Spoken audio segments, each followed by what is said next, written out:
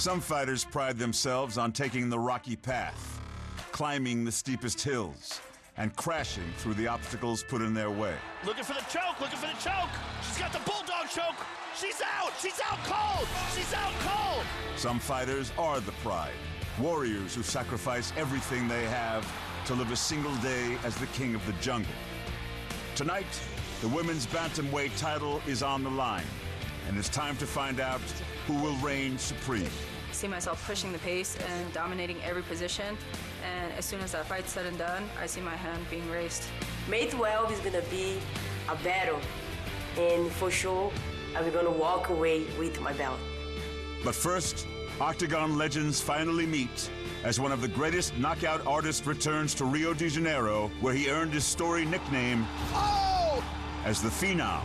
He meets the most unpredictable karate striker in Brazil's history.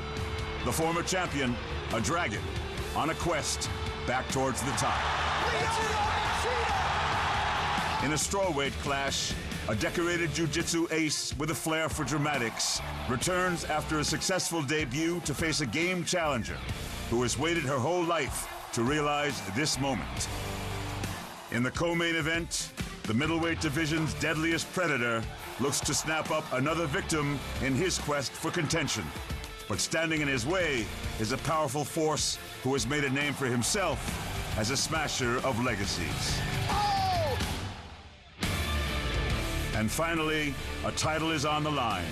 The UFC's fiercest champion, who has turned in some of the most vicious and iconic performances in MMA history. She's got the choke. She tagged. And it's all over. Oh, she tagged Big her. combination. Boom. That's it. It's it. It's over. Gets the chance to defend her title in front of her countrymen. Yet playing the spoiler is a mounting force of will, determination, grit, and self-belief. She's under the chin, Mike. She is under the chin. Can she finish it She's here? got it. Andrade's gonna tap. She tapped. A winner of 4 straight fights, who will meet the champion head-on in her own backyard, bringing with her the very winds of change. Tonight, from Rio de Janeiro, it's UFC 224, Nunes versus Pennington, and it starts right now.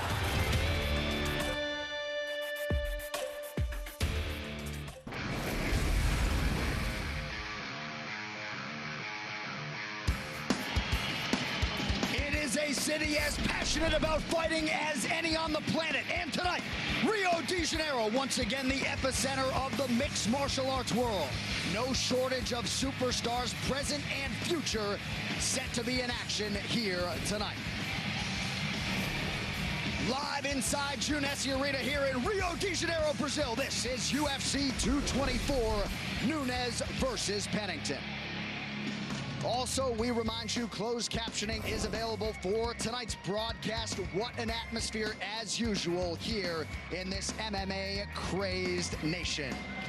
And with that, thank you all for being with us for UFC 224. I'm John Anik. She has conquered Miesha Tate, left Ronda Rousey in her wake, Valentina Shevchenko too. Amanda Nunes, largely in dominant fashion, has become the standard by which all UFC women bantamweights are measured. Tonight, as she defends the home title on Brazilian turf, we await Raquel Pennington and see just how the road challenger stacks up. Thrilled to welcome in my broadcast partner, the MMA veteran Jimmy Smith. Your first taste of Rio and the UFC, pretty good. Well, there's something in the air tonight. So many finishes leading up to this pay-per-view card. I think it continues. All right, well, let's get to this UFC Women's Bantamweight Championship fight. Amanda Nunes making the 3rd defense of her title. She moved to the United States several years ago to pursue this dream, but she is jonesing to get back in front of the Brazilian masses tonight. The Lioness, she calls herself that for a reason. Once a lion gets you around the neck, it is all over, and that's how she fights. Aggressive, accurate, powerful, great combinations, but extremely sharp finishing instincts. When she gets you in trouble, when she gets you moving backwards, when she gets you hurt, it is all over. The Lioness takes your mane, puts it on her wall. It is yours. That's why she is the queen of this division. She has earned it. She's taken all the big names and made them look unprepared. And tonight's challenge, Jimmy, comes in the form of Raquel Pennington. She's battled a litany of injuries over the last 18 months or so. Back tonight. Nicknamed Rocky. She needs a Rocky-like performance tonight. Gritty, always coming forward, ignoring this crowd. She said, hey, People think I'm just a brawler. I have well-rounded mixed martial arts skills. I have a real submission game. I think that is very important because one thing about Nunes, when she's feeling good and she's aggressive, that leaves openings for a counter striker, leaves openings for the submission game, and those kind of openings Raquel Pennington needs to make the most of them. She's going to be the champion. Also an interesting backdrop to this main event. There is a personal relationship between these two fighters. Raquel Pennington's fiance, Tisha Torres, former teammate and good friend of Amanda Nunes. So there is some familiarity here. Perhaps that'll pay dividends for one party or the other. And what's the expression? Familiarity also breeds contempt. Right. They know each other well. You don't want to lose to somebody you know. All right, let's get to this co-main event. High stakes in the middleweight division. Jacare Souza, 38 years old. He has accomplished everything in mixed martial arts except fighting and winning a UFC title. The 26-year-old Kelvin Gastelum out of the blue corner shares that hunger. Big co-main event tonight. If there wasn't so much on the line, this would be an amazing fight. But the fact that the winner should be in line for a title shot soon down the road, Jacare Souza, we know what he can do on the ground. World champion in jiu-jitsu. Almost peerless when it comes to his submission game, but his striking in his last few fights, and the head kick over Brunson knocked him out. His ability to finish a fight anywhere makes him so scary. Explosive, athletic, great technique, great pressure. He has it all. Jacare Souza healthy and seemingly rejuvenated. He figures to need that rejuvenation because Kelvin Gastelum is moving on up. Yeah, Kelvin Gastelum carried his power from 170 to 185. Once he gets in range, the power in his hands, especially the left, if he lands on the chin, he can knock out anyone at 185 pounds. Tim Kennedy coming off a knockout over Michael Bisping. Some great names have fallen to his power, and he's confident right now. When you talk to him fighting in Brazil, he's relaxed. He acts like this is his hometown. He's ready to go. It is unbelievable the extent to which he is a picture of relaxation here during fight week. Kelvin Gastelum, Jacare Souza under the bright lights later tonight here in Rio on pay-per-view. As many of you know, here in 2018, we are celebrating the 25th anniversary of the UFC. And as we continue our look back, we get to a man who's been on the roster for most of that time. The Phenom, Vitor Belfort, set to make his 26th UFC appearance tonight. The first two came at UFC 12 in 1997 when he became the UFC heavyweight tournament champion. Then October 1998, UFC's first show here in Brazil, Belfort made his light heavyweight debut with a win over Vanderlei Silva. He would later realize the undisputed title, left the UFC in 05, came back ceremoniously in 2009 by knocking out Rich Franklin, and he still holds the record for the most knockouts in UFC history, punctuated by a 2013 run for the ages, which featured highlight reel finishes of Michael Bisping, Luke Rockhold, and Dan Henderson. And tonight, Vitor Belfort comes full circle as he returns to Rio on what is the final fight of his UFC contract. This is a guy who bridges the start of UFC and the modern era of the UFC. He's the Phenom for a reason. Incredible hands, incredible speed, incredible accuracy. The fans here and the fans around the world love him. He doesn't want to go off on a loss tonight. Well, a festive atmosphere in this arena here tonight. So many stars set to be showcased. Here's a look at what's coming up. All right, here's a look at the rest of the card, and the big moments continue to come quickly for Mackenzie Dern in the UFC. She is undefeated in mixed martial arts tonight. The Brazilian Jiu-Jitsu world champion makes her pay-per-view debut against the Michigan native Amanda Cooper. ABC appears to be hitting her UFC stride, and just in time for the biggest fight of her professional life. Also on tap, the always reliable John Lineker will throw some hands in Rio tonight. This is a package of power with 11 UFC wins to his credit. Here, Lineker will try to move one step closer to that elusive first UFC title shot as he takes on Long Island MMA's Brian Boom Kelleher, a confident spark plug who has come to Brazil and conquered his road underdog before. He feels he is destined to do it again tonight. And coming up next, a pair of UFC legends will finally share the greatest proving ground in the sport. Vitor Belfort's UFC tenure has spanned parts of 3 decades, and if he is to go out tonight, he would love to do it in style against another former champion, Lyoto Machida, who proved his last time out there is still plenty of fight left in the Dragon, and tonight he looks to add Vitor to his victims list here in Rio. All right, let's get you the rules of the Octagon. 3 judges score the fight. The bout duration is 3 5-minute rounds. For championship fights and all UFC main events, we go 5 5-minute rounds. A 10-point must-scoring system is in effect. The round winner gets 10 points, his or her opponent 9 or fewer, and scoring is based on effective striking and grappling, followed by aggression, and then octagon control in that order. Also, the Brazilian MMA Athletic Commission has adopted the new unified rules of MMA. We'll also have instant replay available tonight, but only to look at a fight-ending sequence. So once replay is used, that particular fight cannot be restarted. As always, the officials have made the fighters aware.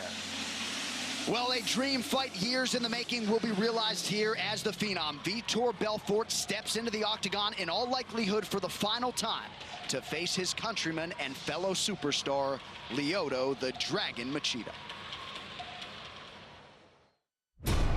Lyoto, the Dragon Machida! Vitor, the Phenom Belfort! Lyoto Machida versus Vitor Belfort in Brazil. Man, what can you say about these guys? Lyoto Machida and Vitor Belfort are both legends. Vitor Belfort has been fighting in MMA for so long, from heavyweight all the way down to 185. We've been watching Belfort for so long, he feels like MMA family. Oh, he does with the hands up. Vitor Belfort is the winner. Vitor Belfort, Brazilian Jiu-Jitsu black belt, been fighting since he was 18 years old, won world titles, fought several world champions at the highest level. He's done everything you can do in this sport. I give my best on this octagon. Whoever they put in front of me, get ready. My hands are still. And now he's getting ready to fight a Kung Fu master in Machida. Two completely different styles. You got a Muay Thai style in Belfort with pure power, and you got Machida, who's got a counter-fighting style with pure power on the counterattack.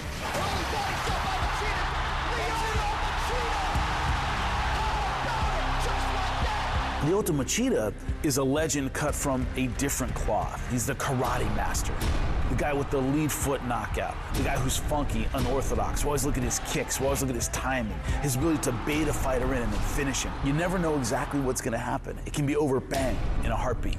That's it. That is the problem when you are trying to close the distance on Lyoto Machida. I want to say, the Dragon's back! I believe this fight boils down to who's gonna lead the dance. If Vitor Belfort stays on his back foot, if he tries to wait too long, Lyoto Machida is gonna be too fast, too quick, too powerful for Vitor. He's gonna have to move forward, try to take the fight to Lyoto Machida if he's gonna get his hand raised. He is unleashing. That's it.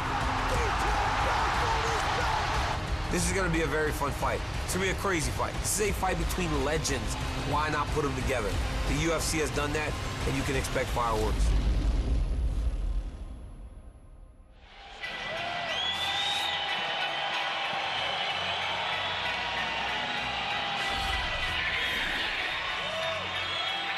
So here is Lyoto the Dragon Machida making the walk for his 24th UFC appearance. He told us on Thursday he actually trained with Vitor back in the day about 10 years ago. He said, we didn't have issues per se, but Vitor did say some things before Lyoto fought John Jones, and he said, we're no longer champions. The time was right. And I think Machida proved a lot to himself in the Eric Anders fight. Plenty of hunger still remains for Lyoto the Dragon Machida. And how did he win that fight? He was the matador to the bull. Great footwork, great accuracy. He never let the young buck get in his face and throw those big power shots. Didn't fall for the takedown. Frustrated him a lot. He fought a veteran kind of fight. That's how he wins these days, is outsmarting his opponents. Machida, former UFC light heavyweight champion, also competed for the UFC middleweight championship as well. He has literally fought every big name in 2 divisions over the course of a UFC career that dates to February of 2007. Actually, the Anders fight, the 11-year anniversary of his UFC debut. And he said going into that fight with Eric Anders, he had to prioritize the win. He had to get his hand raised. And tonight, maybe a little bit of a different strategy and maybe a less risk-averse approach against Vitor Belfort. Yeah, certainly possible. And, you know, I was there when he knocked out Ryan Bader, and I remember the whole crowd looking at him, and Ryan Bader just made a move forward, got a little frustrated, got a little excited, and bang, instant knockout. Everybody jumped to their feet. That's the ability of Lyoto Machida, is baiting you into that shot. You know, you pull the trigger in a sense. The opponents make the mistake, and then he takes advantage of it. That's an incredible gift as a fighter. Also showed a lot of heart, did Machida, in that win over Eric Anders. This is a guy who has always taken care of himself. He has maintained the focus and the motivation, and tonight he looks to prove that he still has some shining moments ahead here in the UFC.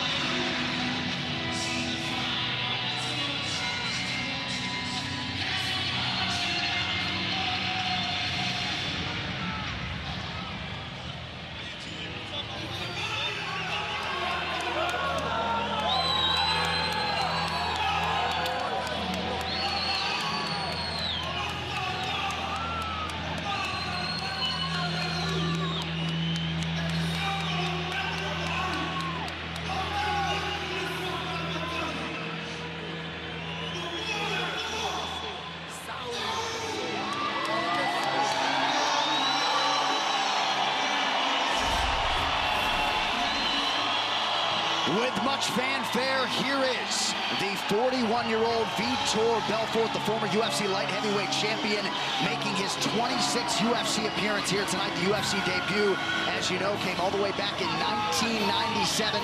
Last time out a year ago in Rio, first decision win of his UFC career and first fight to go to a decision since 2007. Unbelievable when you think about the breadth of his career. I mean, this is a guy, when I saw him unload on Trey Telligman, your jaw dropped. You know, Scott Ferozzo, Tank Abbott, he was one of those guys who I think led to a transition in MMA where people had to catch up to him and have well-rounded games and know everything and be explosive, and he really changed the sport with the way he fought. Not unlike Lyoto Machida's strength of schedule, a huge feather in his cap. Belfort has faced 11 current or former UFC or Pride champions. Stopped Randy Couture in round 1 to win that UFC light heavyweight title. That was all the way back in 2004 at UFC 46. Was able to fight John Jones for the title, realized a middleweight title fight against Chris Weidman. He has been at or near the top for most of his career. The question beckons, what is left in the tank of Vitor Belfort? Talked a lot this week, Jimmy, about a Legends League going forward, maybe with some different rule sets. Don't want to read too much into those comments. Certainly confident, repping TriStar Gym now with Firas Zahabi in his corner, but perhaps a little bit of a look ahead to what's next for Vitor Belfort. He's got to worry about the fight in front of him tonight. He has to be focused to win.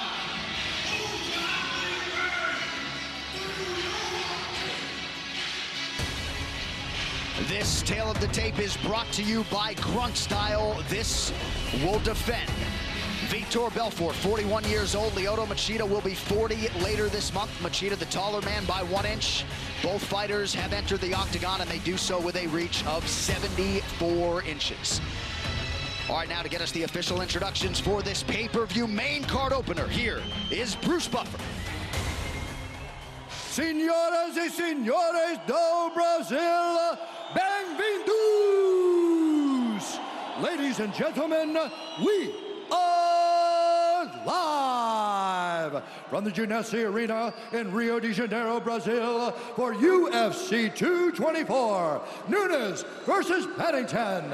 And now, this fight is 3 rounds in the UFC middleweight division. Introducing first, fighting out of the blue corner, a karate fighter, holding a professional record, 23 wins, 8 losses. He stands 6 feet 1 inch tall, weighing in at 186 pounds. Fighting out of Belém, Brazil, presenting the former UFC light heavyweight champion, Lyoto, the Dragon, Machida! And now introducing his opponent, fighting out of the red corner, a mixed martial artist holding a professional record, 26 wins, 13 losses, 1 no contest. He stands 6 feet tall, weighing in at 184 pounds. Fighting out of Rio de Janeiro, Brazil, presenting the former UFC light heavyweight champion and the number 9 ranked middleweight contender in the world, Vitor, the Phenom Belfort! And when the action begins, our referee in charge, Mark Goddard. Mark Goddard, our referee. You just saw a shot of Vitor Belfort's mother in the building tonight for what could be his final UFC fight. The great Jenny Andrade with us here tonight in Rio de Janeiro. Great to have you with us on pay-per-view. Tonight's Fight Clock is brought to you by Grunt Style. This will defend. Lyoto Machida is in yellow, Vitor Belfort wearing white, and we are underway. One thing about Vitor, almost exclusively a puncher early in his career, has added some devastating kicks. He can use his legs. Machida has to watch out for that. Luke Rockhold, Michael Bisping, both guys floored by head kicks. It is southpaw versus southpaw here tonight. Lyoto Machida, can't remember the last time he fought an orthodox fighter. I say that somewhat tongue-in-cheek, but he has fought one southpaw after the next in the UFC of late. And karate stylists see that a lot. A lot of karate stylists, they want to lead with the power hand, so you tend to see it more often in sparring when you're dealing with karate stylists. What have you seen in terms of stylistic changes from Vitor Belfort? A little bit more of a counter approach of late? Definitely more of a counter approach. He's much more patient, doesn't try to force it, looks for his openings now. He used to kind of pry the door open a few years ago. Doesn't do that anymore. Machida closing as a -235 betting favorite. The comeback on Belfort at +185. So far, a lot of respect shown. Well, in some respects, I think this was the expectation that there would be a little bit of a feeling out process, and also two guys who have countered effectively of late, and Machida throughout his career, that maybe there would be some of that. As you said before, they've trained together, they've sparred together. You know somebody, you know their tricks. Two legends here who have always drawn high marks for their work ethic. Two guys who just love being in the gym, and Lyoto sort of said, I'm taking it fight by fight, but once that desire to be in the gym goes away, then maybe I'll go away with it. People don't understand, it's not the 15 minutes of fighting, it's the 8 weeks, 10 weeks before that. Wear you out, it's the lifestyle. The fight's not an event, it's a lifestyle. Little flurry there from Belfort, nothing doing. He has not thrown, well, one strike attempt now for Vitor. Oh, nice kick, that caught him. Machida trying to follow up after placing that heel right on the chin of Vitor Belfort. One thing he does, he works the body very, very well. That's how he finished CB Dalloway. Shot to the liver. Brings the hands down. Also robs you of all your energy taking those rib shots, especially early.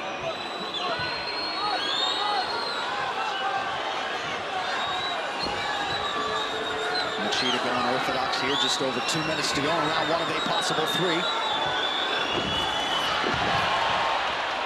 Belfort able to get that left hand up to prevent most of the steam off of that Machida offering.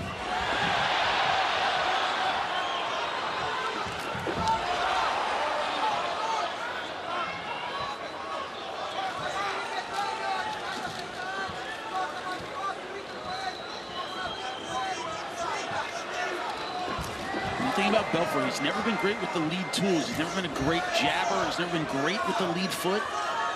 He tends to see an opening and attack with punches. He doesn't often set it up with the lead shot. Belfort kind of waiting on Machida now. Excuse me, Jimmy, now representing the TriStar Gym in Montreal for Asahabi in his corner. Yeah, work your way inside. Work your way inside. Block and go, baby. Block and go. Block and go. Block and go. Yeah. Body. Yeah, body. Stay on him, V. Fica nele, Vitor, quando Stay on him, V. Body to body, V. Get him body to body. Isso aí. Então, ele sentiu quando você defendeu. He went back lefty. Work it, V. Work it. Work him in. Go in, baby. Find your way inside. This arena is just waiting to explode if either one of these guys lands a strike of significance. Yeah, and you heard his coach, Asahabi, saying go off the block. As soon as you block one of those shots, you have to attack. Don't let him off the hook. He has to find a way inside. Hasn't really been able to do that so far in this fight. 41st pro MMA fight for the 41-year-old Vitor Belfort. 32nd for Machida. You see some of the redness underneath that left elbow on the right side, or the left side, I should say, of Vitor Belfort. These probing outside shots that Machida is so good at have never been Belfort's forte. He's never been great at that. He's an inside combination striker. He's not an outside pick you apart kind of guy. Right now, that's Machida's game. Vitor with a nice counter after that Machida combination. We will follow Vitor Belfort back to the stool. Good job. Sit down. Sit. You don't want to sit? How you feel? Good? Okay, listen, you got to block those kicks. You got to block them to the body. Okay, you got to block them. I want you to clinch him more. When you get on the fence, you're punching him and you're letting him out. Clinch him, tie him up, box him, dirty box him, okay? Dirty box him for me, okay? I want you to create a contact, body. And when you get him on the fence, body, hit the body more. You're hitting the head, he's running away. Go to the body. When you step in, change your stance to cut him off. You got to shift. Move your way in. Look, your head is moving in and your legs are shifting. And you're going to find this body. You're going to find the body lock. You're going to close that distance. You're waiting too much on the outside. Okay? You got to go for it now. Okay? It is a Chi-Town showdown for the undisputed UFC Middleweight Championship. Saturday, June 9th, UFC 225 features the two best 185ers in the world running it back for the middleweight title. The champ Robert Whittaker faces the challenger Yoel Romero. UFC 225 from Chicago, Illinois. It is only on pay-per-view, 10 in the East, 7 in the West, on Saturday, June 9th. Any major takeaways from you when it came to the message there from Firas Zahabi? The message is very clear. Get your way inside. I mean, the advice is correct. Fortunately, it's easier said than done because Machida is so good at this range of keeping guys on the outside. And once again, you know, Belfort's never been great at the tools that allow you to get inside. The lead kick, the TP. He does a lot of rushing like that, and that could play right into Machida's strengths. Machida continuing to attack the body to good effect here in the early going. Look at the ribs, man, bright red. Accurate body work by Machida.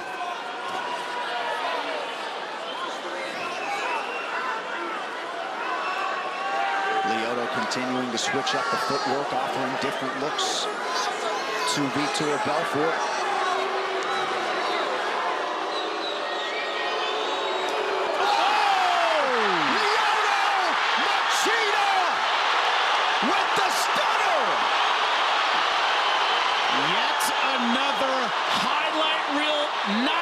For the Dragon. Shades of Anderson Silva back in 2011. Machida unloads and lands right on the button. They continue to attend to Vitor Belfort.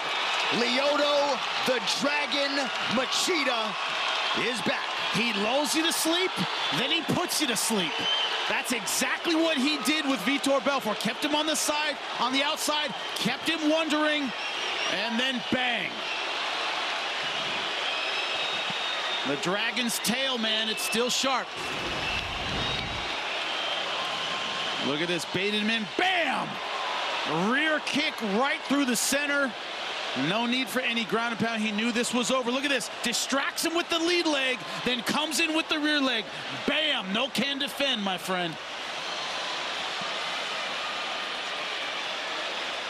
Wow, now let's take a listen in real time. Check it out.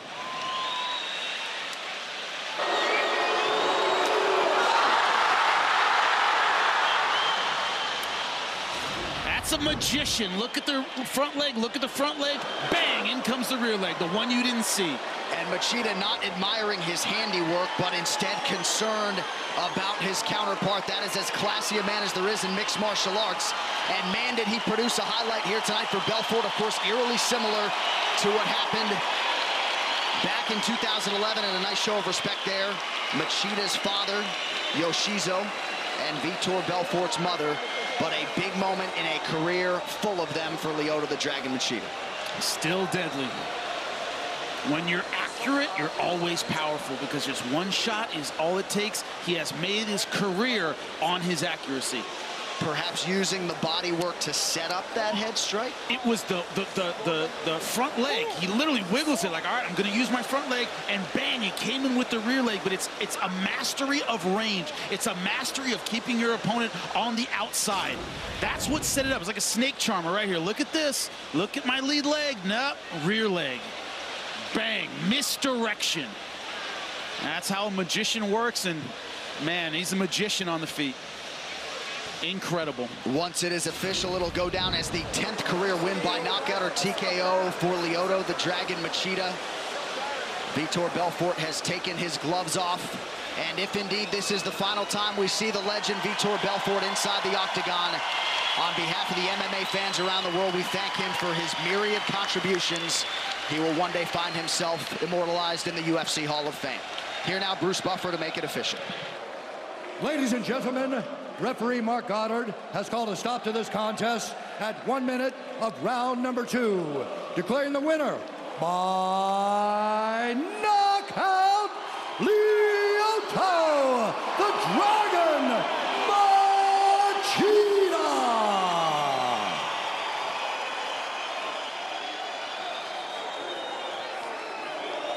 Rio de Janeiro, here he is, Lyoto, the Dragon Machida. You said you were back after your last win. You are certainly back with this highlight tonight. Our most sincere congratulations on a huge result tonight. Você disse que tinha voltado depois da sua última performance. Parabéns por hoje à noite. Muito obrigado. Obrigado a todos presentes. Muito respeito pelo nosso Vitor Belfort. Fez muito pelo nosso esporte. Merece todo o nosso respeito. E amanhã é o Dia das Mães. Essas mulheres que nos fizeram e nos dão muito amor. Thank you very much. I have a lot of respect for Vitor Belfort. He's done a lot for the sport. Everyone needs to respect him. And tomorrow's Mother's Day, so a big kiss to all the mothers out there. Vitor has become more of a counter striker at this stage of his career. What was your strategy coming in here tonight? O Vitor estava usando muito contra-ataque nessa fase da carreira. Qual era a sua estratégia hoje à noite? A minha estratégia era esperar o momento certo. Eu preciso de um golpe bem encaixado para acabar a luta. E foi isso que aconteceu. Eu estava esperando o momento certo para colocar um golpe e terminar a luta. E tive a felicidade hoje de hoje ser melhor do que ele, porque a gente nunca pode dizer que um é melhor que o outro. Hoje eu fui melhor do que ele e tive essa vitória. I was looking for the right moment. All I need is one strike to end the fight. And tonight, you know, I was better than he is. It's hard to say who's better than who, but tonight I was better than he was. We're going to take a look at the finish. If you would talk us through it. Obviously, that window opened and you closed the show. Ver o replay, aquela janela se abriu, a oportunidade para você e você tomou a desvantagem. Foi exatamente isso. Eu estava fintando, esperando o momento certo. Então eu vi a brecha e coloquei o golpe. Yeah, I was feinting and I was looking for the right opportunity. I saw the opening and I threw the shot. I know you said this week at this stage of your career, you're taking it fight by fight, but this is a huge result for you here tonight. What does the future hold for the future Hall of Famer Lyoto Machida? Você disse que está levando uma luta de cada vez agora na sua carreira, mas o que o futuro tem para você? Michael Bisping, I'm still waiting for you, man. I want to do this fight. If you want to retire, you gotta fight me first. Michael Bisping, estou esperando por você. Se você quiser se aposentar, vamos lutar primeiro. Enjoy the fruits of your labor. Ladies and gentlemen, once more, Lyoto, the Dragon Machida. So from one legend to another, mixed martial arts royalty, Vitor Belfort, we wanted to give you the opportunity to have the microphone here tonight because this may or may not be your final time inside this octagon. Your thoughts? First of all, congratulations for Machida team. He surprised me pretty well, and I want to thank you, my team, TriStar. I want to thank my family, I'm okay. The fans, it's been a long ride, and I think, you know, life is about beginning, middle, and end, and I think I come to the end. So, congratulations to Machida, and I'm leaving my glove here. Tenho que parabenizar a equipe do Lyoto, agradecer a minha equipe, mas foi uma longa jornada, a vida tem começo, meio e fim. Eu vou deixar minhas luvas aqui, porque eu acho que eu cheguei ao fim. On behalf of MMA fans around the world, I want to congratulate you on an historic career. Your future is in the UFC Hall of Fame, and someday we look forward to your induction. Quero parabenizar você pela sua carreira. Você tem futuro no Hall da Fama do UFC. Vamos esperar por isso. So I just Quero falar para vocês, obrigado, o carinho de vocês ao longo da minha vida. Parabéns ao Lyoto.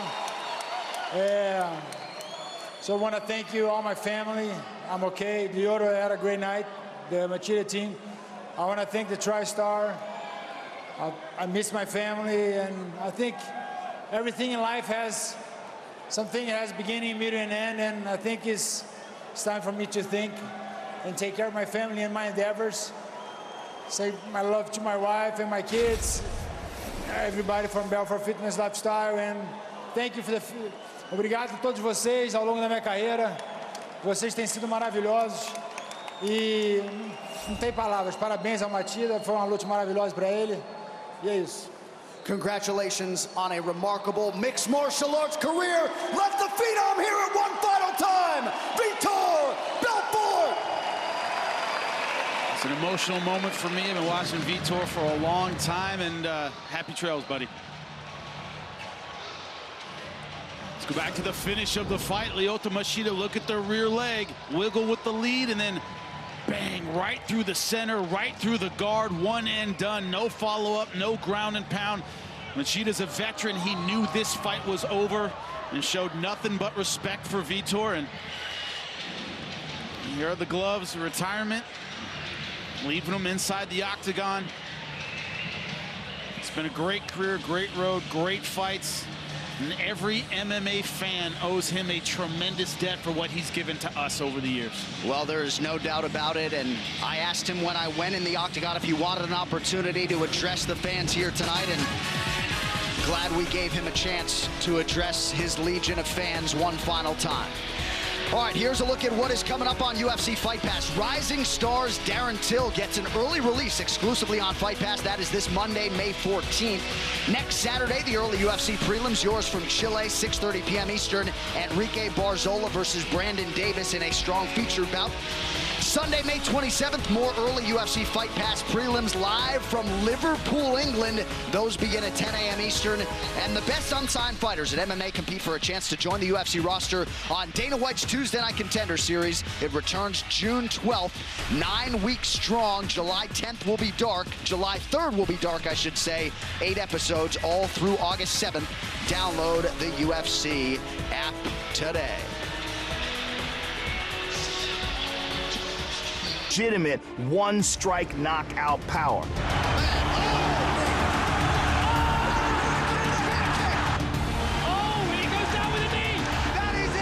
Robert Whittaker was one of the guys, I think, who came in kind of under the radar at 185. He woke everybody up when he dominated Jacare. Massive head kick for Whittaker, follows it up with a straight right. Oh, Whittaker pulling it on now, and that is it. And then he took the title from Yoel Romero and tactically, physically dominated that fight. Yoel Romero started out strong, but he faded late in the fight and lost the decision. And new middleweight champion of the world, Robert Whittaker! Very tough fight, but his ability to pace himself wasn't there. And that's the kind of fight you go back to the gym and go, look, you didn't get beat up, you didn't get hurt, we can fix this. Y aprendí mucho después de la pelea con Robert Whittaker, que cuando se está ganando, ve y destruye. No des chance, no des más a que el oponente. Yoel Romero not only does he have an incredible international wrestling pedigree, he loves to strike. He can look relaxed, like he's not paying attention, and then bam! Flying knee, he knocked him out. That's it, this fight's over. 40 years old and moves like a guy that's half his age. Really quick hands and devastating power that could knock your lights out. Oh! Romero with a knockdown! Yoel Romero has done it! Romero knocks Luke Rockhold out cold! Coming off his knockout win over Luke Rockhold, Yoel Romero is full of confidence right now. En llevarme el cinturón, mi encomienda, es lo que tengo dentro de mí. Creo que sé que voy a ser campeón. I'm going to send the message that I'm going to be one of the best ever. This is the best I've ever looked, and I'm going to go in there and put on the best show of my career. It's going to be a 25-minute war.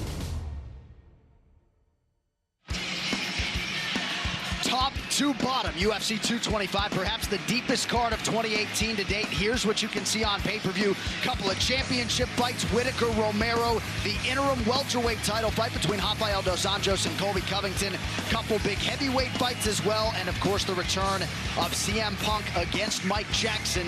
The card, though, to be headlined, Jimmy, by the rematch between Robert Whitaker and Yoel Romero. First meeting last July for the interim title. Both guys had their moments before Whitaker ultimately prevailed on points. And Yoel Romero's moments were early in the fight. Explosive, athletic, great takedown, but he's had trouble pacing himself for the long haul. For the 25-minute fight, rounds 1 and 2, he was on his game and looked outstanding. Then what happened? Robert Whitaker, with the strength of the right leg and the right hand, started dominating, started landing big strikes, controlling the range with his long-range tools. Robert Whitaker fought like a champion. That's why he walked out with the belt that night. And he will try to make good on that title defense against Yoel Romero coming up June 9th when we return to pay-per-view for UFC 225. Now, we will have prelims on FS1 that night, but we'll start on UFC Fight Pass. With this lineup you see here, the featured Fight Pass prelim at light heavyweight, Rashad Evans against Anthony Lionheart-Smith. The #1 ranked flyweight contender, Joseph Benavidez, returning from an extended layoff against 5th ranked Sergio Pettis. Rashad Coulter, Chris De La Rocha, and Mike Santiago against Dan Ige. We are absolutely loaded with talent coming up June 9th from Chicago, Illinois. But still a lot of work to be done here tonight in Rio de Janeiro. To that end, after Brian Kelleher defeated former champ Renan Barão, he had one fight on his mind. It's the matchup he gets tonight. Brazilian bomber John Lineker with a Rio de Janeiro backdrop. As the bantamweight division continues to heat up, New York's Brian Kelleher has set his sights on the top. And he'll make a huge leap towards that goal if he can get past top 10 ranked contender John Lineker here tonight. I'm a bad matchup for John Lineker because I bring diversity to the octagon. I mix it up really well with the strikes and the takedowns, and I'm going to keep him guessing in this fight. O Brian é cara duro, né? Vem mostrando aí que não é bobo na trocação, tem bom wrestling, mas eu quero que ele continue com o pensamento de que não tem medo da minha mão, para me mostrar para ele que minha mão é pesada e que se ele ficar em pé comigo ele vai cair. A veteran of the regional MMA scene on the East Coast, Brian Kelleher got his long-awaited call to the UFC in 2017. And 3 wins over Yuri Alcantara, Damian Stasiak, and Renan Barão have followed, putting Boom on the short list of fighters to watch at 135 pounds. John Lineker just doesn't know who I am. I'm coming up in the ranks. I'm a newer guy to the UFC, but he's going to find out tonight who Brian Boom Kelleher is. Whether at flyweight or bantamweight, Paranagua's John Lineker has always delivered the goods on Fight Night, and he's got the 11 UFC Ws to prove it. Now on the hunt for a world title shot, Lineker hopes to make a statement against Kelleher that will put him near the front of the queue. Eu tenho sonho, eu tenho objetivo de ser campeão, e aquele que subir ali em cima comigo vai ter problema.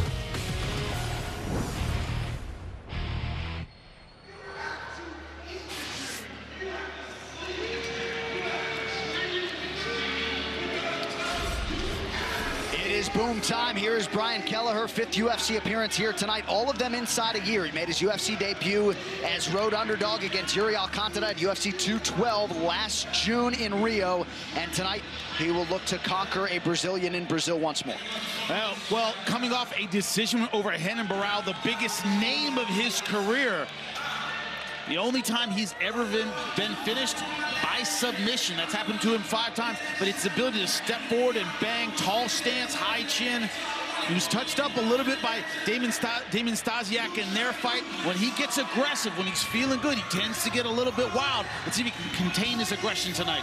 That Renan Barão fight you referenced, only the 7th time that Brian Kelleher has gone the distance in 27 pro fights. He's got an outstanding support system there. Matthew, his father, in his corner as usual, representing Long Island MMA, Maxim BJJ, 10th Planet Long Island. Very aggressive submission guy, not afraid to go for it.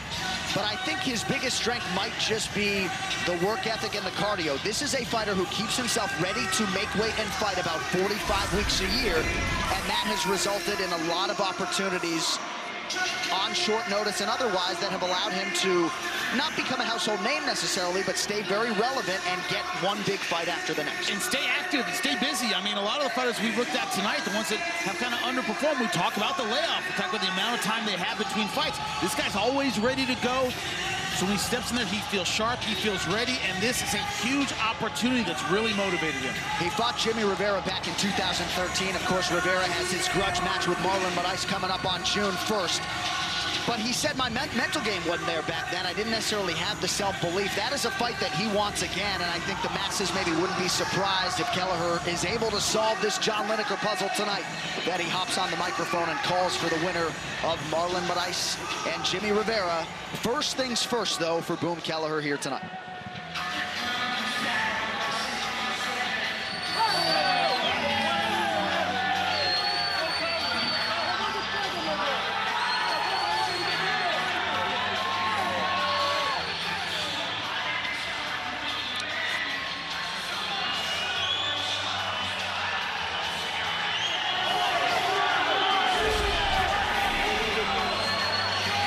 John Hands of Stone Lineker making his 15th UFC appearance here tonight, a pro dating to 2008. Off to a shiny 5-1 run since moving up to the 135-pound division here in the UFC. This is a guy who looks for a lot of power shots. He's short, he's stocky, he's aggressive, he always loves to walk forward. And when you look at the Michael McDonald fight, he knocked him down half a dozen times in that fight. And what I loved about it is he kind of reset every time. He didn't rush it, he didn't try and push. He just came stalking forward, looking for his opportunities, a smart way to finish. John Lineker is all power, all aggression, 13 wins by knockout. You see the UFC knockdown ratio. This is a man in 38 professional fights who has never been knocked out. And largely the reason he hasn't realized the UFC title shot is because when he was a flyweight, he had issues making the weight. He is as close as he's ever been right now. You can say going into the TJ Dillashaw fight perhaps, but off the win over Chito Vera, perhaps one or two more will get Lineker the desired result, that elusive first UFC title shot. All right, high stakes in the UFC's 135-pound division. This tale of the tape is brought to you by Grunt Style. This will defend. Happy 28th birthday to John Lineker here tonight. He comes in ranked number 6 in the world. Brian Kelleher is 31. He is the taller man by 3 inches, but John Lineker will have a reach advantage of 1 inch tonight against Brian Kelleher. All right, now back inside for the particulars to Bruce Buffer. Ladies and gentlemen, this fight is 3 rounds in the UFC bantamweight division. Introducing first, fighting out of the blue corner, a freestyle fighter holding a professional record, 19 wins, 8 losses. He stands 5 feet 6 inches tall, weighing in at 136 pounds. Fighting out of Selden, New York, USA, Brian Boom Kelleher. And now introducing his opponent, fighting out of the red corner, a striker holding a professional record, 30 wins, 8 losses. He stands 5 feet 3 inches tall, weighing in at 136 pounds. Fighting out of Paranagua, Parana, Brazil, presenting the number 6 ranked bantamweight contender in the world, John Hands of Stone Lineker. And when the action begins, our referee in charge, Leon Roberts. Leon Roberts, our referee. John Lineker will be 28 1 month from today. My apologies on that.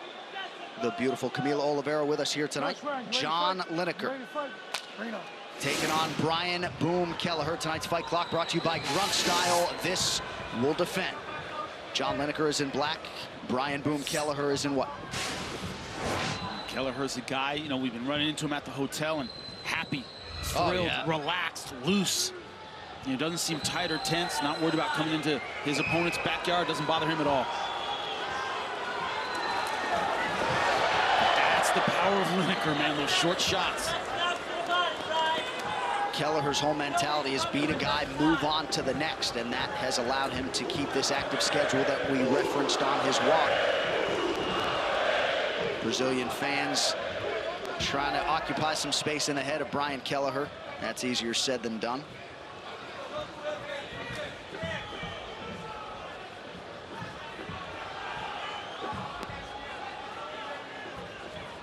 Kelleher, not much of a takedown artist per se, but you think that'll be part of the approach tonight? It could be, but he also doesn't want any panic takedowns. He doesn't want to give any takedowns that he hasn't set up properly, and he's worried about the power of Lineker because that leads to easy submissions.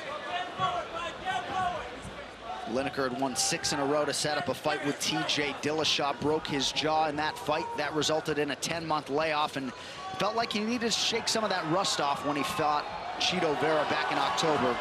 But Lineker 100%. Oh, as he rips the body there. You know, he had trouble with the movement, with the versatility of TJ Dillashaw. I mean, who doesn't? That's a big part of it. Nice hook over the top.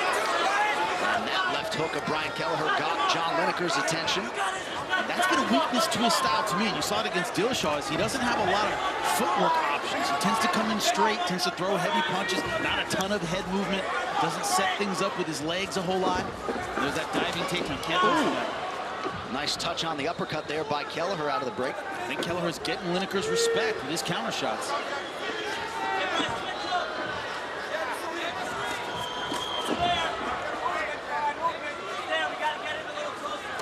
Lineker will work the head and the body both. He does not discriminate when it comes to his striking attack. Oh! Massive left for John Lineker! Kelleher trying to recover. Knocked him right off balance, but it looks like his head's clear. Trying to wrap up the arms, keep him close with the guard. Just if you're wondering who the Brazilians support tonight, they're behind Lineker 100%. You support this decision by Lineker to stay inside the guard of Kelleher, or do you think he try to get back up? You know, it's one of those things where he's got to get back up, and he has to do it carefully. Now, see, I can break away and get some space here. This is definitely where I wouldn't want to stay. In clinch position, because I think Kelleher's trying to clear his head. Right. Hard to know the extent to which Brian Kelleher has recovered. Under 2 minutes to go in the round. Lineker back to work on the body. Spinning back fist now lands for Kelleher. Problem is he's off balance a lot. Kelleher going for some wild stuff, and he's neglecting his footwork a little bit. He's throwing stuff, and he's off balance. You don't want to be off balance against a power puncher. Because I don't know how hard he was hit by that shot that knocked him down, but could have just been off balance, but certainly looks bad. Shot from Kelleher there. Stop with those desperation takedowns. Has to set him up. Well, when you know you got to be in there potentially with John Lineker for 15 minutes, right? Yeah. I think we were expecting we'd see some of that. Yeah. But it can't be out of desperation. It has to be set up well because it's just so incredibly dangerous, especially a power punch with short arms. You can uppercut you right off that reach. Right. And with that bobblehead shot, and it's over. Lineker truly wants to remove your head from your body when he strikes. With everything he throws, too. No save. Great left hook. Back-to-back left hooks, then a little bit of body work from John Lineker, working here in the clinch up against the fence, waning seconds of this first round.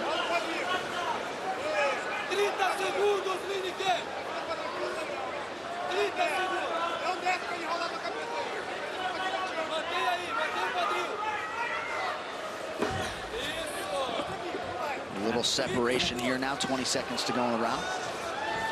A lot of fighters in Lineker's position. You get a guy hurt, you landed some good shots, would get away from the body attack. I like the way he stays with it. It keeps him versatile. It keeps Kelleher guessing. He doesn't just headhunt. Headhunted there and landed that left hand. A strong opening 5 minutes for the prohibitive favorite, John Lineker. Kelleher had his moments as well. Yeah, he certainly did. Look at this. Beautiful shot, left hook right on the temple. You see the legs wobble. Look at his right and then left, and just caught him right off bounce. Good shot, but look at him fall straight forward. And here's a back fist, but once again off balance. He has to have his feet underneath him to capitalize when he gets these opportunities. You see how Lineker, rushes forward, is vulnerable to some counter shots, but you don't have your balance, you can't use it. Make him uncomfortable. Work your jab, but after the jab, we're out because he's countering right away, and then we're back in right off that. We got to be in, out, in, out. Takedown's not going to be there unless we hit him first because he's comfortable there. Time that elbow, too. Keep your eyes open, time that elbow. Thank you, Jenny Andrade. And Jimmy, to your point on the takedown there, right? Yeah, 100%. Set it up with strikes. You reach for it without hurting him first, he's going to defend or worse. We highlighted the knockdown ratio for John Lineker off the top of this fight. He's already got a knockdown of Brian Kelleher here tonight. What is it going to take to knock John Lineker down? I mean, that's a hell of a chin. It's like knocking down a tree stump. Yeah. Also, just the way he's built, really solid. Yeah. Calling all UFC fans, it's been 25 years in the making, and for our 25th anniversary, we want to celebrate you, the believers, the faces of UFC, by telling your story. Go to UFC25years.com and share your story now.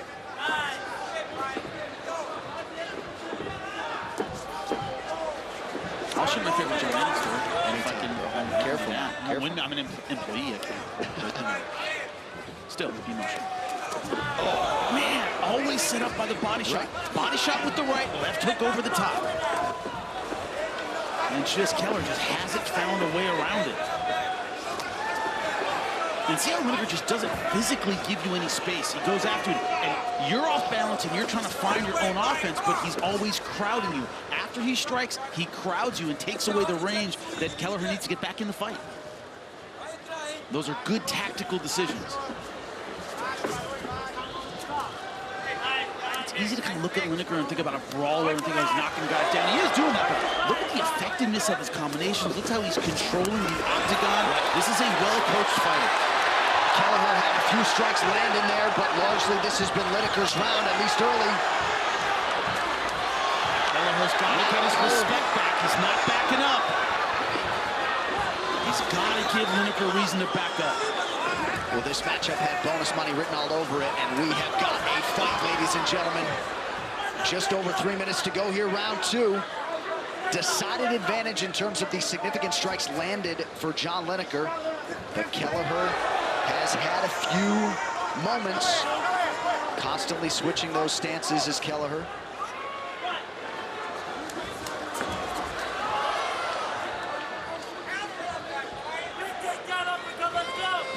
Another thing that build really helps him is the body shot. He's already low. He doesn't need to drop his level to sink that body shot. He pretty much from his regular stance.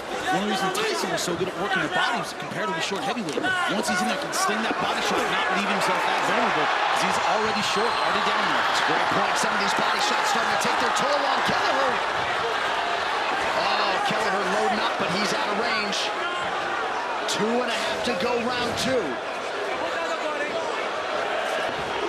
Lineker just resets, puts the physical pressure back on before he starts throwing again.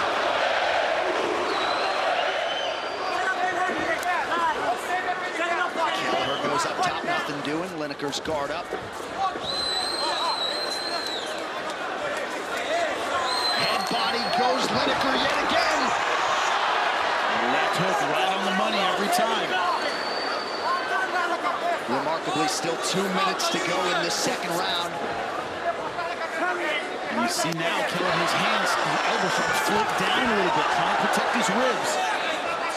In this second round, those body shots from the first round start catching up with you. It's hard to take a full breath. Legs start slowing down. It sucks. Kelleher, though, disciplined, back to work on the jab. He's got to double it, triple it up. Keep it in Lineker's face. Just one's not going to do it. A little apology there for something. Lineker with power in both hands. And again, even when it's partially blocked, some damage being inflicted by John Hands of Stone Lineker.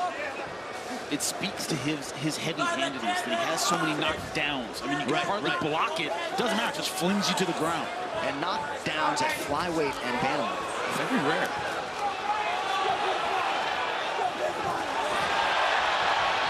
Oh, beautiful striking display by Lineker. Smiles.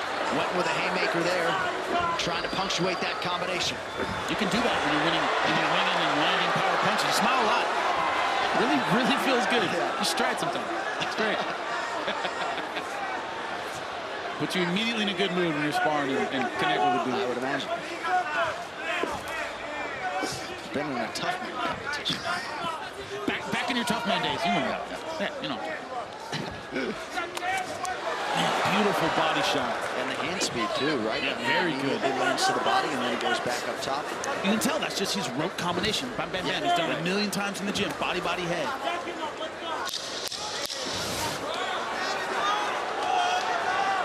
Well, his last fight against Chito Vera was a win, but John Lineker has got the full game back here tonight, having fun in there, and off to a strong start through 2 rounds against Kelleher. And it's the power punches of Lineker have so far been the story of this fight. I mean, no comparison. When they both land, it's Kelleher going backward. Look at this body shot. See his body just crumple a little bit. It just brings your ribs together, and it makes that left hook land right on the jaw because those elbows have to come down to deal with the body strikes. It's good.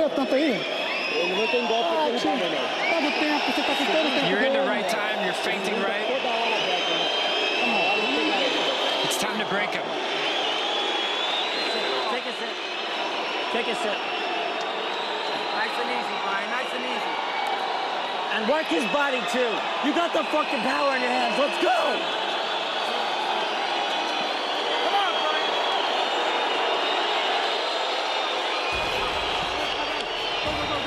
Well, coming up next Saturday night, Damian Maia, Kamaru Usman. The men on the marquee in Santiago, Chile. UFC's first trip to Chile. 10 p.m. Eastern for the main card on FS1 next Saturday, May 19th. All right, third and final round here. It was an urgent Kelleher corner after round 2. Not surprisingly, the Lineker corner likes what they have seen through 10 minutes. Yeah, they're correct. I think he needs to come back and get a finish in this third round. So far, he's losing. Like you said, he's had his moments. He's had a couple little shots, but nothing that's really gotten the respect back of Lineker.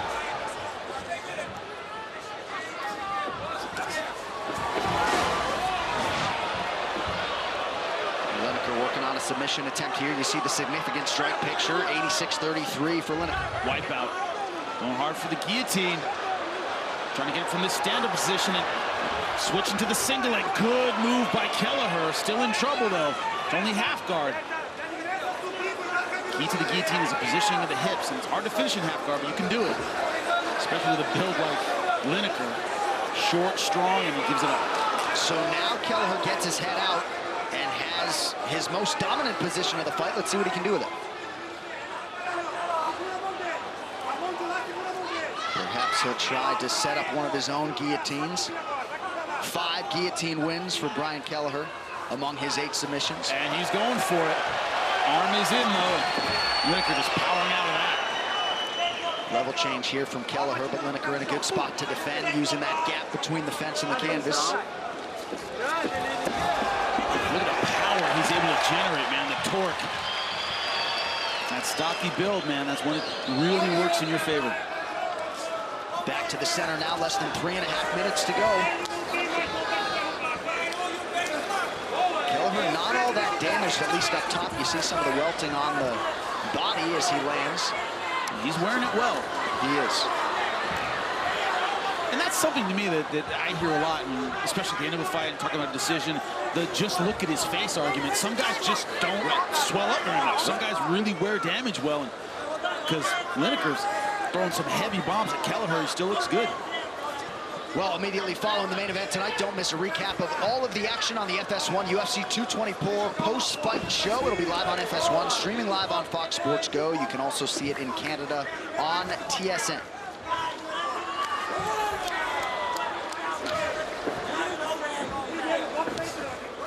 Lineker's pace starting to wane a little bit, getting a little bit flat-footed. This is a guy who has headlined several times for the UFC, beat John Dodson over 25 hard minutes back in 2016. You see with the effort he's put in, he's slowing down a little bit. He's throwing the kitchen sink at Kelleher. Kelleher's still standing in front of him. It's also so it's kind of like emotionally let Kelleher back into the fight. You can tell he's more confident, he's moving a little bit better, throwing more jabs, but he still has to land a big shot to turn this fight around. Never a fan of your head, let your foot off the gas. Right. It just lets the guy tactically back into the fight. Sure. You know, Lineker, I think it's just gas. Usually you throw this many hard punches and land them, the guy's not there anymore. Both guys landing in the pocket. Big deep breath from Lineker and a bigger left hook now to right. Lineker with a massive combination. victory. He could have been saving up his energy for this attack. Could have been just waiting for the right moment to unleash it. That was big. Kelleher loves the spinning stuff. Had a big spinning knockout on Dana White's Tuesday Night Contender Series. You know, a lot of fighters. Oh! And that is it! John Lineker by knockout. What I was going to say is a lot of fighters with this amount of time left would stop throwing power shots. Not John Lineker. Lineker has done it again. 8 wins in his last 9, and few sweeter than the one he produces tonight, as he gets the better of a very game Brian Boom Kelleher. Forget about the judges. Forget about the final bell. This guy wanted to finish with 90 seconds left. Let's take a look at it. That left hook has been money for him all night. This time a little bit shorter on the chin instead of on the temple. And bang, down he goes. Great stoppage by the referee. You can see Kelleher, eyes wide shut, looking at the ceiling. Look at that. That is power. They've been landing it all night. This time, enough for the KO. His coaches reacting like everyone else. Jumping to their feet, great stuff. You look down for a second, the next thing you know, boom, down goes Kelleher. That John Lineker left hook, one of the best singular weapons in the entire MMA game. And he kept going back to it. The persistency of that attack. I loved it. So persistent. 31st professional win for the 27-year-old John Lineker. Here now, Bruce Buffer to make it official. Ladies and gentlemen, referee Leon Roberts has called a stop to this contest at 3 minutes, 43 seconds of round number 3. Declaring the winner by knockout, John Hands of Stone Lineker.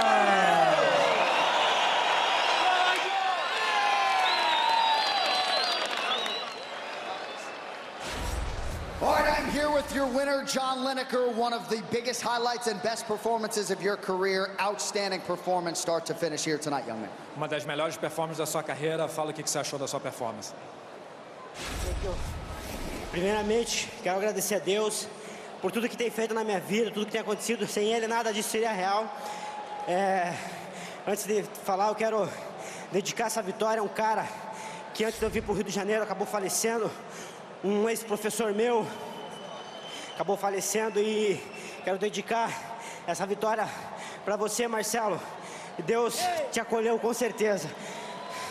First of all, I have to thank God for everything that's happening in my life, and I want to dedicate this fight to a former coach of mine who ended up dying, so this fight's for you. This was vintage John Lineker tonight, working the body, working the head. We're going to take a look at the finish. Talk us through it, if you would. Hoje foi o John Lineker das antigas. Você trabalhou no corpo, trabalhou a cabeça. Vamos ver o replay e diga o que você achou do final da luta. Eu treinei muito junto com a minha equipe, OCS, meu mestre Osimar, professor Erickson Lima de Muay Thai, o boxe, todo mundo aí que fez com isso, que isso aqui acontecesse hoje, né? John Lineker, um monte de pedra, tá de volta, a fera voltou, Dana White e Shelby. Eu quero o cinturão. O meu objetivo é ser campeão do UFC e eu vou ser campeão. I worked really hard with my team to get here tonight. You know, Hands of Stone is back, Dana White, Sean Shelby. I want to fight for the title. No doubt about it, 8 wins in your last 9. Ladies and gentlemen, there he is, John Hands of Stone Lineker. I think we knew it would be dramatic. We knew it would be a knockout. John Lineker delivers. Beautiful left hook in the 3rd round. And Brian Kelleher, my hat's off to him. A ton of guts, a ton of heart. He did everything he could to stay in that fight physically and tactically, but the left hook of John Lineker, just too much. John Lineker moving on up in the UFC's bantamweight division. Well, coming up July 5th in Las Vegas, it'll be the UFC's annual Hall of Fame induction ceremony, at which time one of the greatest fights you will ever see takes its rightful place in the Hall. UFC 139, November 2011, Shogun Rua versus Dan Henderson. It's truly one of the greatest fights of all time. We were seeing these great fights that would end in the 3rd round. You wanted to see more. Henderson versus Shogun was only the 2nd time that there was a non-title main event scheduled for 5 rounds. It's crazy because you knew it was going to be a good fight just because of who was involved in it. I think like a minute into the fight, you already realized we're in for something way more than we expected. And here we go! Dan Henderson came out in typical Dan Henderson style, dropping bombs. Oh! The first punch I threw split him open and knocked him silly. Henderson's got a guillotine, he's got a front choke. Incredible. Eu realmente fiquei bastante machucado. Shogun is a bloody mess already. Eu já não conseguia enxergar na minha frente. He had him up against the fence. He was unloading the H-bomb. He lands it twice. It looks like the fight's done. And then later in that round, Hendo got dropped. I remember them trading shots where I couldn't believe what I was watching. I couldn't believe their chins were holding up. I fought the Gleison Chihuahua that night. I still had a hope to get a fight of the night bonus, but after the first round, I lost it for sure. Big right hand, uppercut. Oh! The amount of punishment that Shogun was able to absorb in the first few rounds of that fight, it's unbelievable. Henderson looking to finish the fight. I thought Shogun Rua was done. I couldn't believe Dan Henderson could keep throwing that right hand. I couldn't believe Shogun Rua keeping him outside, throwing combinations, blood everywhere, faces swelling up. Somebody's got to give, and neither guy did. Shogun was like, now I'm going to come out and try to finish you. He sat under Shogun Rua in the mount for 5 minutes getting pounded on. They go the distance. 25 minutes. It was one of those back and forth legendary fights that you live for. Like when you thought of mixed martial arts in your head, this is what you think of. And Shogun and Henderson on that night gave everything to the fans.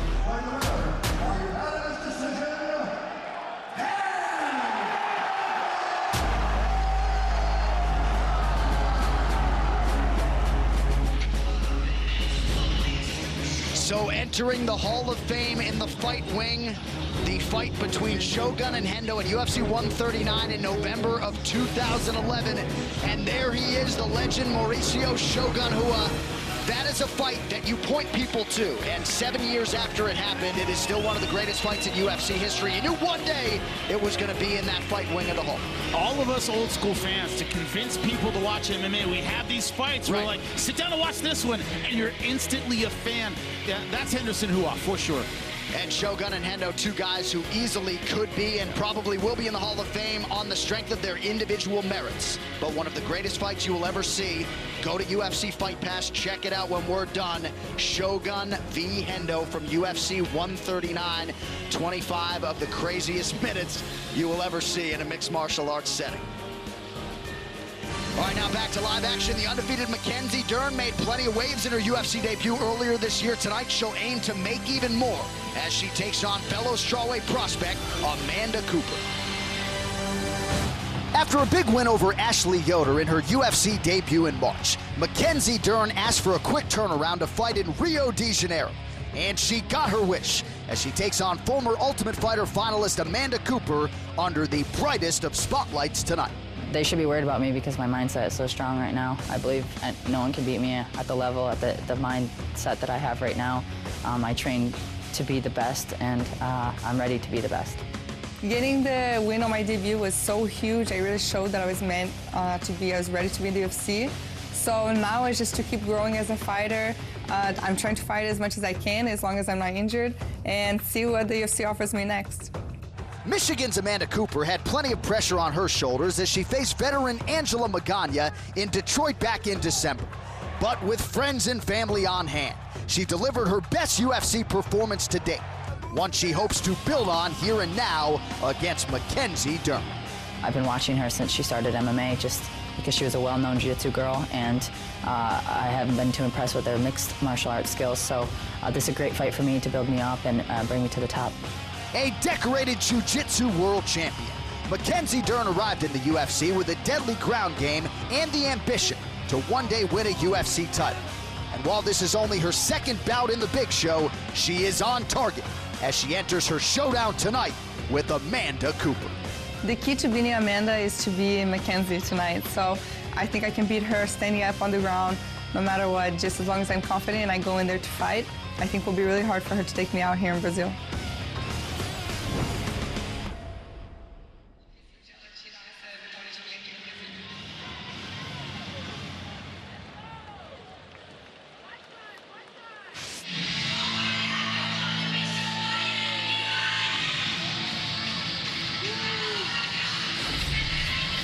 Well, when Amanda Cooper was first cutting her teeth as a mixed martial artist, her mother, Jackie, would get upset when she would miss the Sunday family dinners. But Amanda's big time now. As she told her mother, and her mom understands now, Amanda ain't coming for Sunday night dinner. And her star has gained a lot this week, given the circumstances surrounding this fight in Mackenzie Dern. A lot of fans that were, I don't want to say ambivalent, but weren't necessarily looking too hard at this fight are now behind Cooper because they feel that Mackenzie Dern missing weight by as much as she did is disrespectful to the sport. So it's like all eyes were on Mackenzie Dern. Now a lot of them, not just on Amanda Cooper, but supporting Amanda Cooper. That really helps. It's really galvanized her as well. And Jimmy, as for Amanda Cooper, the fighter, joined her older sisters, Amy and Amber, in the boxing gym at 11 years old. Her father put her in an amateur fight on 2 weeks' notice just because he wanted to see how straight boxing would hold up in a mixed martial arts setting. She has rounded out her game last time out against Angela Magana. The wrestling, the ground strikes. This is an evolving fighter in Amanda Cooper, looking to put her best foot forward here. She beasted Magana. I mean, tossed her around, great ground and pound, great guard passes, a lot of physical pressure, extremely aggressive, but her weakness so far in her mixed martial arts career has been her submission defense. All of her losses by submission. Now, she has fought some very strong grapplers in this division. Cynthia Calvillo, Tatiana Suarez for the Ultimate Fighter strawweight final back in 2016. So a lot of high-level experience for Amanda Cooper coming in here tonight. And she said of Mackenzie Dern, she's not athletic, she's not smart in the MMA world yet, she's predictable. She hits hard, but she's sloppy. She feels like she will slowly break when she can't take Cooper down tonight. We'll get some answers here shortly.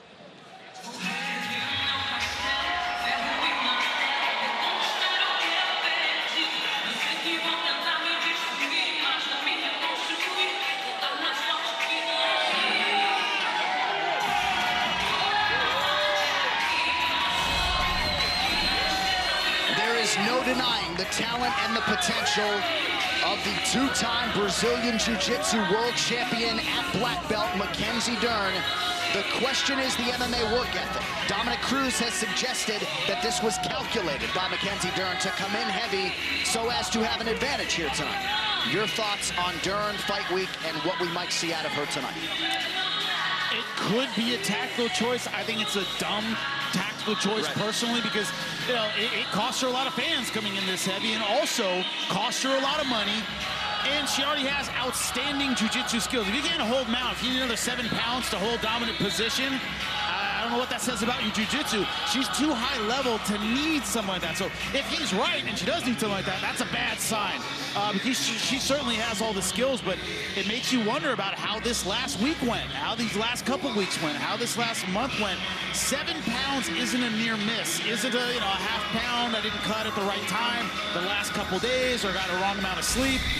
That's a huge miss that speaks to the end of camp and the preparation at the end that the weight cut just didn't happen at all. Mackenzie Dern started Brazilian Jiu-Jitsu at 3 years old at her father's academy, the legendary Wellington Megaton Diaz, who is in the building here tonight. He will watch his daughter compete in mixed martial arts for the first time.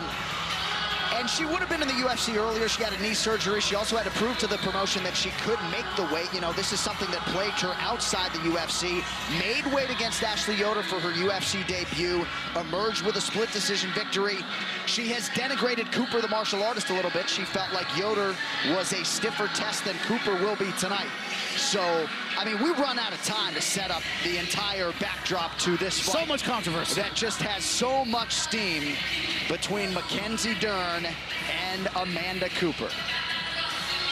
All right, this Tale to Tape is brought to you by Grunt Style. This will defend. Mackenzie Dern, 25 years old. Amanda Bobby Cooper, 26. Dern, the taller woman by 1 inch. As you see there, she weighed in 7 pounds north of the strawweight limit, 123 pounds. 1 inch reach advantage with the Michigan native, Amanda Bobby Cooper. All right, now to get us the official introductions for this feature bout in the strawweight division, we turn it over to the man in mahogany, Bruce Buffer.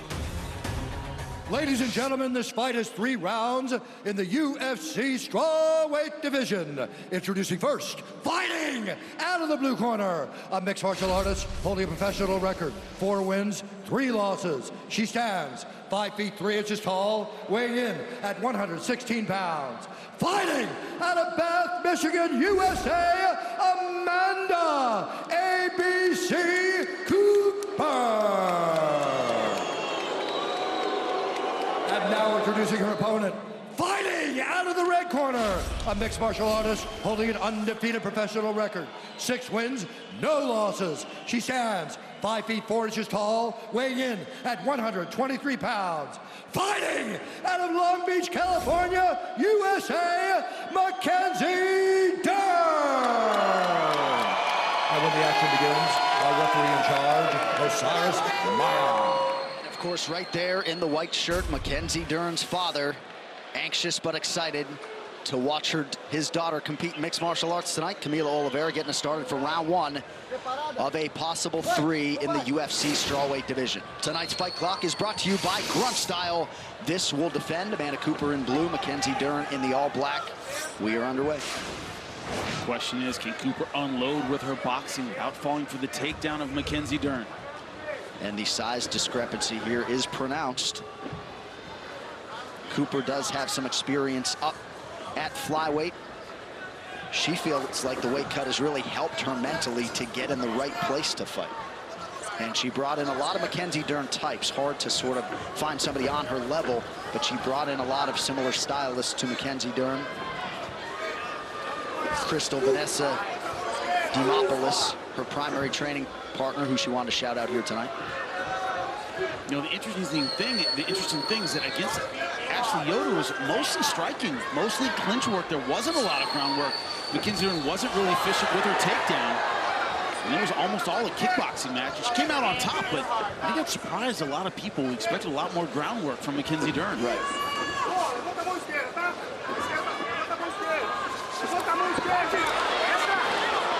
Amanda Cooper making a change, hiring a new striking coach from Russia, working with him 4 times a week. She also has hired a mindset coach that has helped her immeasurably in advance of this one.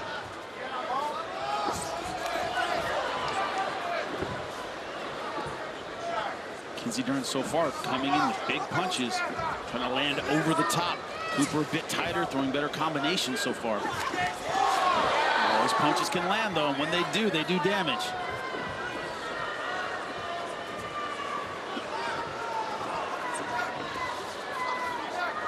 Cooper said all during fight week, I've got 15 years of striking experience on Mackenzie Dern. If I'm not the better striker, something's wrong. 2 minutes have gone by here, round 1. No takedown attempt from Mackenzie Dern. So far, content to box on the outside. Oh, big right for Dern. Oh, Amanda Cooper eating elbows now. Right into full mount, easy. Cooper forced to give up the back after being mounted by Dern, and now under the chin. Cooper trying to fight hands. There's the tap. Mackenzie Dern. Amanda Cooper back to her feet, but Mackenzie Dern prioritized a fast finish here tonight. Say what you want about Friday. She conquered Saturday in a big way.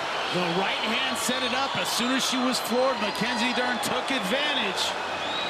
Easy transition to mount, the back, rear naked choke. It was all over once this hit the canvas. Much was made of Mackenzie Dern leaving the MMA lab somewhat unceremoniously, perhaps being invited to leave by the head coach, John Crouch, moving permanently her training camp to California. Didn't come in the best of shape. Hard to argue with the results and the skill set, Jimmy. You know, if you're going to have the mistakes she had on the scale, you better go in there and win, and that's exactly what she did. See Leo Vieira just walking up and congratulating her, and it was this right hand right on the chin. Bang. She's been trying to land it the whole fight, that overhand right. And as soon as she got it right on the chin, she went to her bread and butter, her jiu-jitsu. Rear naked choke under the chin. Look at this rear naked, too tight. No one's getting out of that one. And Mackenzie Dern went over to try to bury the hatchet with Amanda Cooper. Hard to blame Cooper for not wanting any part of that. Yeah, still upset for sure. But the ceiling is high. Maybe even UFC champion, according to some, for Mackenzie Dern. There are things that she's going to have to address, but that's a hell of a performance tonight on pay-per-view. If she can beat the scale a couple more times, put this behind her, the sky's the limit, just like you said. She has incredible skills. So the fight before the fight gets the best of Mackenzie Dern, but she knocks Amanda Cooper down and then submits her tonight. Here now, Bruce Buffer to make it official. Ladies and gentlemen, referee Osias Maya has called a stop to this contest at 2 minutes, 27 seconds of the very first round, declaring the winner by submission due to a rear naked choke, Mackenzie Dern!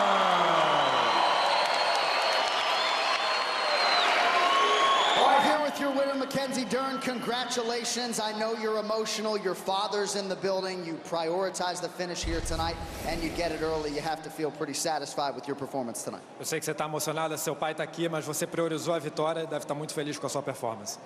Sim, eu estou muito, muito feliz. Primeiro eu quero agradecer o Brasil inteiro por me aceitar, por me receber aqui. Eu amo vocês demais. Meu pai está aqui. Pai, te amo. Ganhei essa vitória para você.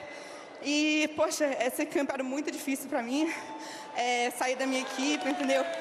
Sou muito grata pelo tudo que aconteceu no lab, mas, graças a Deus, vem finalização, vem o knockout, vem tudo, então, estou muito feliz. And I'll speak English too. Thank you, Brazil, for receiving me here. I'm always wanting to fight here in Brazil. And, you know, my dad is here in the crowd. This victory was for you, Dad. I love you. This was a very hard camp for me because I had to leave my other team and in the middle of the camp, so I'm very happy it came the victory, the submission, kind of like knockout was really great. This is nice not having to use our capable interpreter. Derek here, I want to get to the weight, but first I wanted to talk about the walk and your emotions because you were nearly brought to tears making this walk in Rio. What was it like to compete in front of these adoring masses tonight? Eu tento não chorar quando eu tô aqui. Eu tento não chorar sempre, mas igual eu falei, meu campo era muito difícil. Eu tento não demonstrar isso para ninguém. Lógico que teve o peso, teve meu campo, que eu saí da equipe. Muitas coisas aconteceram, então eu fiquei muito emocionada de estar aqui no Brasil. E independente de qualquer coisa, eu sabia se eu perder essa luta, se eu ganhei, que vocês iam me apoiar. Então, vocês que me deixaram muito feliz, muito emocionado para lutar aqui para vocês. Like I said before, my camp was very hard, not just leaving the team, but a lot of different things happen. I try not to cry ever, you know. I always think there's an eyelash in my eye, you know, but I knew that fighting in Brazil, if I would win this fight or lose this fight, Brazil would support me. So that's why I got so emotional to fight here in Rio. It's been a fast start for you here in 2018. What does the rest of the year hold for you? Esse ano eu já lutei 2 vezes, né? Os últimos 7 meses eu lutei 4 vezes, então realmente quero descansar um pouco de luta, mas eu vou continuar treinando. E quem sabe, daqui a alguns meses eu luto de novo, vamos ver, eu quero melhorar cada vez mais. The last 7 months, I fought 4 times, you know, so for sure I really want to rest a little bit by fighting, but I'll keep training now that I'm in California full time. I'm going to get all my routine down. And who knows, maybe in a couple months I will fight again. You maximized this showcase here tonight. Congratulations on a huge win. Rio, let's hear it once more. Your winner, Mackenzie Dern. You can criticize her all you want for not making weight, but the technical performance tonight, excellent, especially on the ground, her bread and butter. Beautiful transitions, beautiful finish, great rear naked choke. We'll see her again soon for sure. And she has chalked up the weight issues as she just did there, of course, to the change in camps. We'll see how it goes the next time out, but Mackenzie Dern, maybe some shine off of this one. She is 7-0 and moving on up in the strawweight division. Well, Dana White's Tuesday Night Contender Series really captured the attention of MMA fans last summer, and now with much fanfare, Season 2 is coming your way on June 12th. I deserve this opportunity because I'm the best. My ultimate dream is to be remembered as the greatest of all time. My goal is to become a legend. I'm here for glory. I love going out and looking for up-and-coming talent. If you know me, you know what I'm looking for. I'm looking for talented, exciting fighters that go for broke and try to win.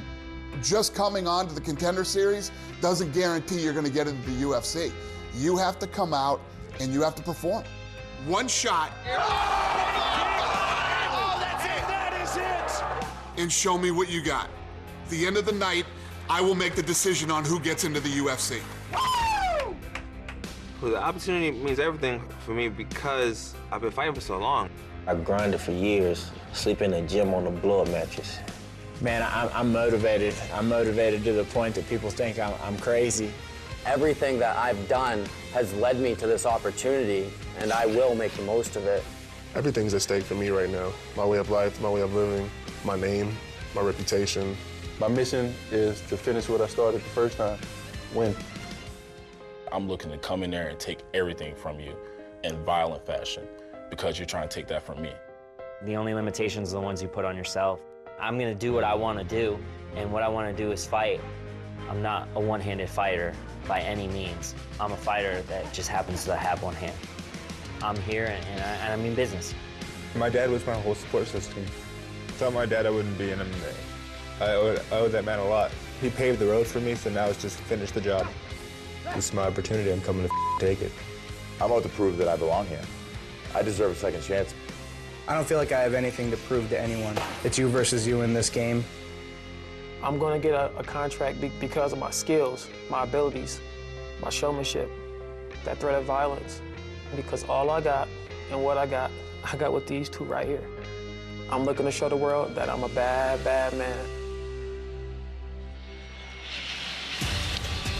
Our producers on Dana White's Tuesday Night Contender Series have just done such a nice job humanizing these athletes, really making you want to watch it. And to that end, here's the fight card for the first episode of Season 2, June 12th. Among the highlights, middle of your screen, the pro debut of the former Carolina Panther and Dallas Cowboy, Greg Hardy. That's right, taking on Austin Lane. They've had amateur fights, and they have been finishers, both of those guys.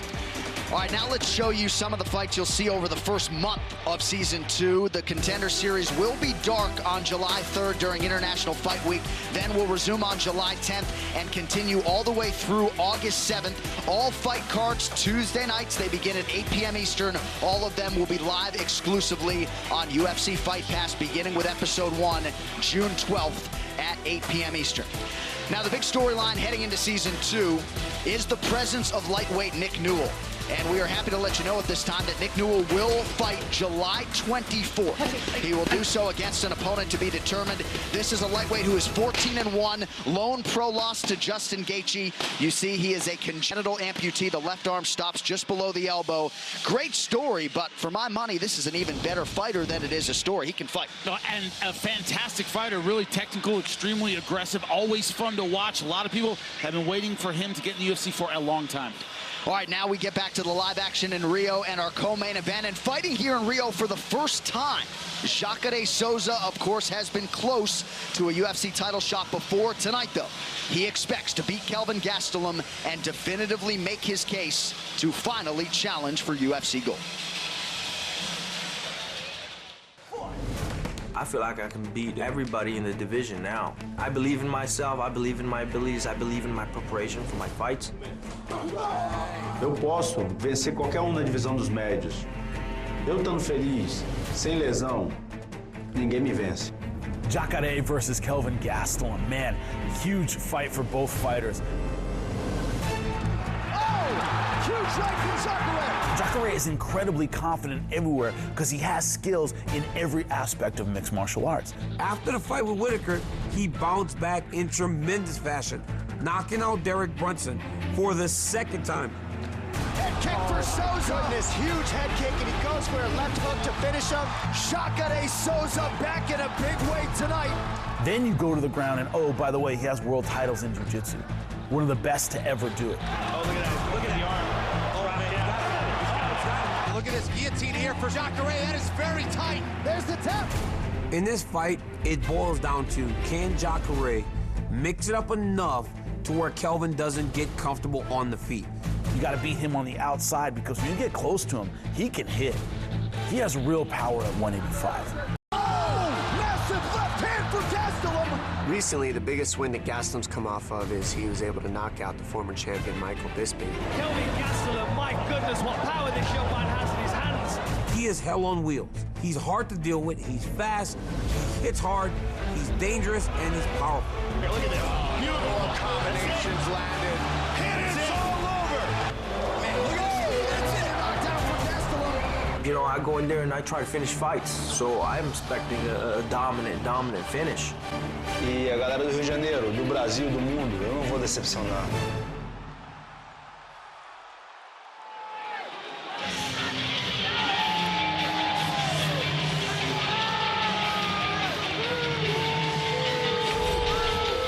Still just 26 years old, making his 14th UFC appearance here tonight. The uber-talented, uber-confident Kelvin Gastelum.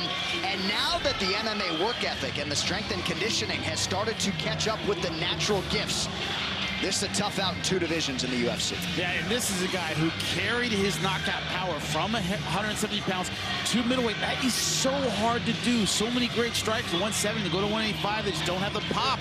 Robbie Lawler, a great example. A great power puncher at 170. Didn't have that pop at 185. Kelvin Gastelum floors guys, big guys. Tim Kennedy, natural 185ers. Michael Bisping, both guys knocked out by Kelvin Gastelum. That left hand has real power. You know, it floored Chris Weidman. That's an incredible accomplishment. Ended up succumbing to the arm triangle choke, but incredible power whenever he throws that left. Gastelum, a 10th Planet Jiu-Jitsu brown belt, capable offensive wrestler. You don't expect him to go that path tonight, my man. No, everything's going to be defensive when it comes out. You do not want to go to the ground with Jacare, even if you're on top. He's going to try and keep this at striking range, stay inside. We can use his power shots. We talk so much about Gastelum and his relaxation during fight week. I mean, he acts like he's going to play a pickup basketball game. And he's also a big game player, whether it comes to training or on fight night. He doesn't allow the moment to consume him, and that has really been the case dating to his UFC debut when he upset Uriah Hall to win season 17 of The Ultimate Fighter.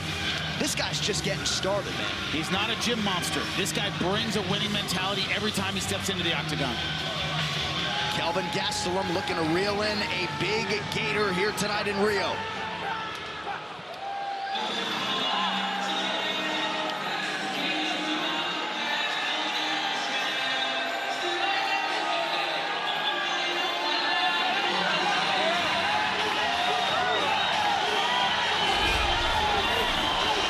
Universally beloved as any Brazilian fighter on the roster and as respected by his peers as any UFC fighter at present.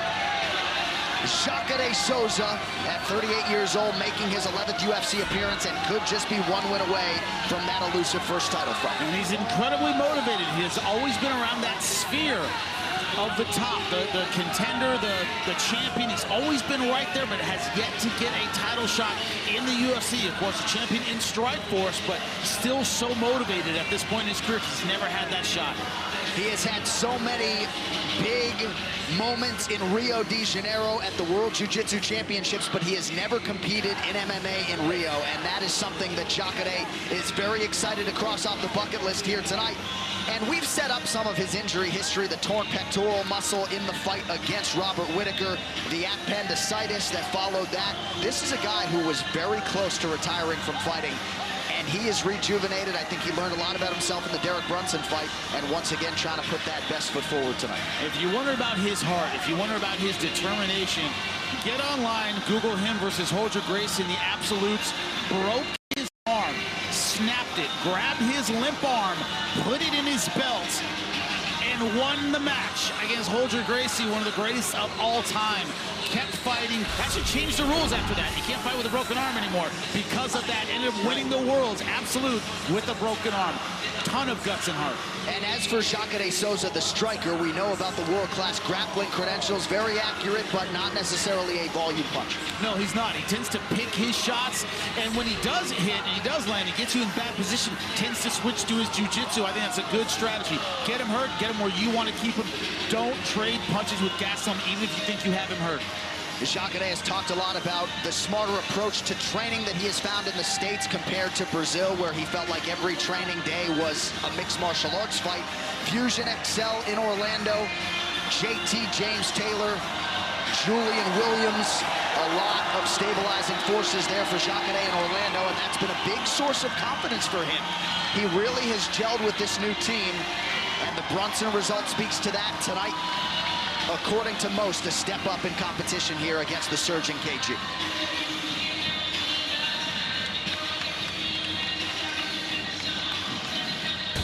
All right, just about ready to go with this co-main event. This Tail the Tape brought to you by Grunt Style. This will defend.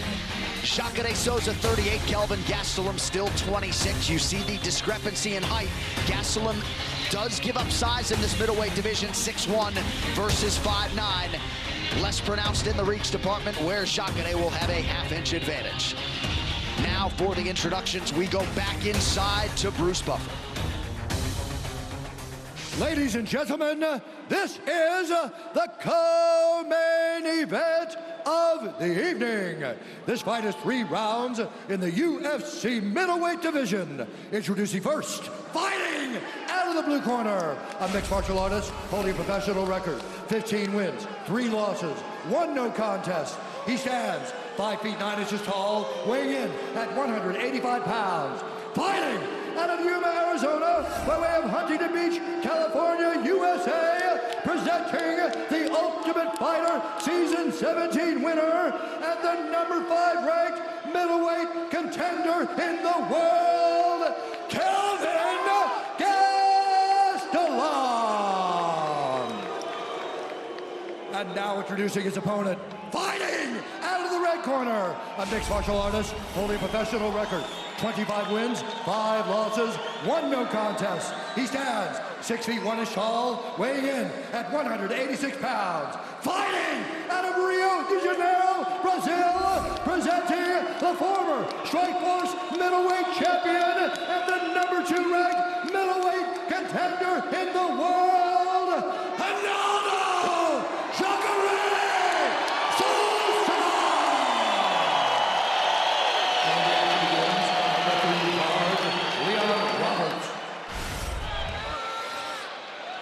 The veteran Leon Roberts draws the co-main event assignment tonight. Jenny Andrade draws the round 1 card assignment. Jacare Souza versus Kelvin Gastelum. Tonight's fight clock is brought to you by Grunt Style. This will defend. Gastelum out of southpaw stances in green. Jacare in the orthodox stances in black. Early shot from Souza and a sprawl from Gastelum as he lands the knee to the body. Bit of a diving takedown, didn't really set it up with any strikes. He just wants this clinch position. It's one of those where, you know, if he misses a double leg, you sprawl, he'll still stay tenacious with the body lock. He'll do anything to get this fight to the ground.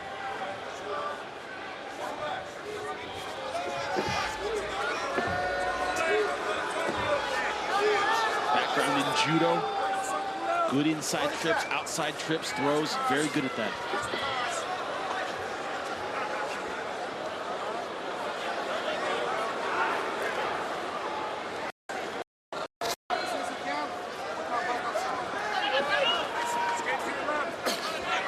Jacare, 1 underhook, now lands the knee to the body. Going to be interesting to see how Gastelum's strength holds up against the naturally bigger man. Size did matter in the Weidman fight last summer. Man, the guy's been grappling his entire life. He can stay in these positions for a long time. Right. Quick level change for Souza. Great balance so far by Gastelum. It's impressive. Trying to strike his way out of this single leg. Mixed in an elbow there. Jacare pulls guard. Flying leg lock.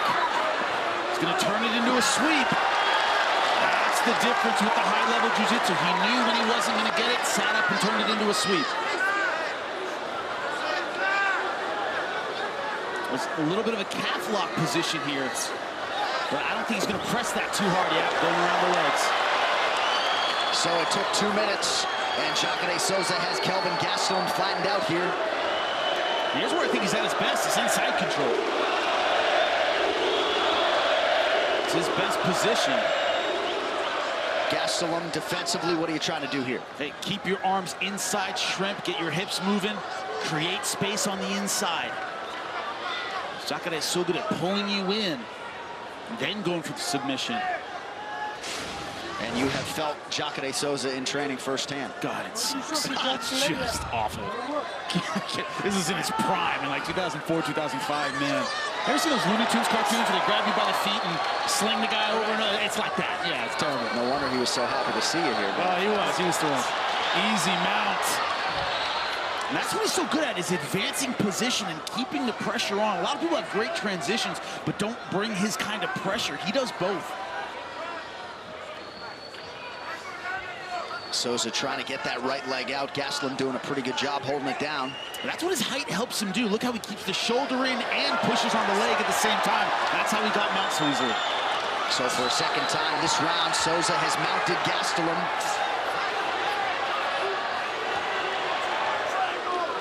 Not rushing the submission attempt, keeping him flat, landing some ground and pound.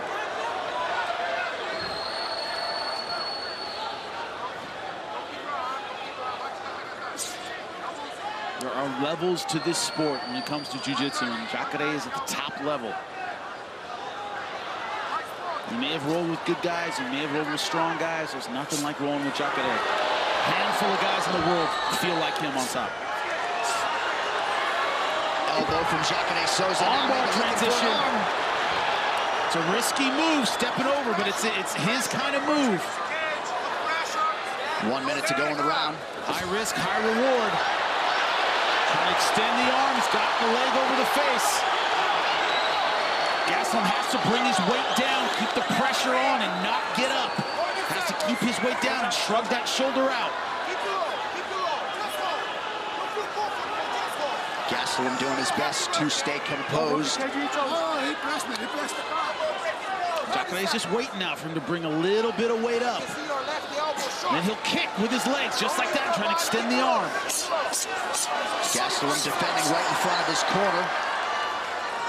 Trying to survive these final 20 seconds. Souza trying to soften Gastelum up with ground strikes. Maybe an opening here, Jimmy. He's extending it now. He's going hard for the finish. Looks like Gastelum may have popped that elbow out. And when I mean out, I mean escape out. Yeah, he's out. On to round two.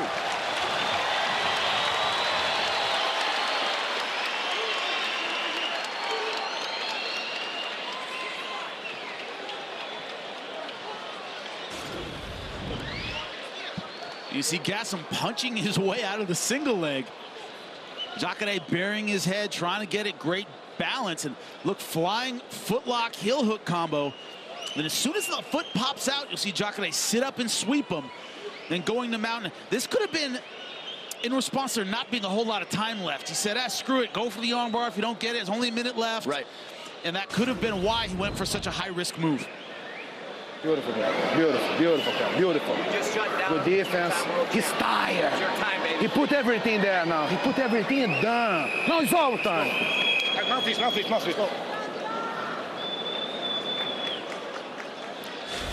The unauthorized reproduction or distribution of this copyrighted work is illegal and punishable under law. Rafael Cordeiro believes that Jacare Souza expended a lot of energy offensively in round one. If the stool is an indicator, Gastelum appeared to be the fresher guy, but Souza's doing fine. Now, he expended more, but he did more. Remember, he's comparably efficient with his jiu-jitsu. Right. So he didn't expend as much energy as a lot of fighters would in that position. And for Gastelum, every strike he threw in round one, he landed, and he started to land early here round two that forces Jacare to retreat. And a diving takedown, once again, not setting it up. Nice right hand, though. Gastelum this time backing out and using the opportunity to strike. He didn't do that in round one. Left hand lands for Kelvin Gastelum. He has also opened up a cut on the left side of Jacare Souza. Gastelum feeling way better in this second round. A lot looser with the strikes.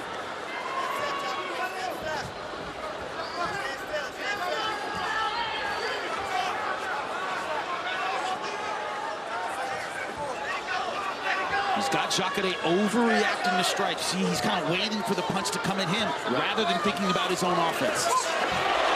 Nice timing on that right hand. Beautiful counter right from Souza. Gastelum able to eat it without much issue.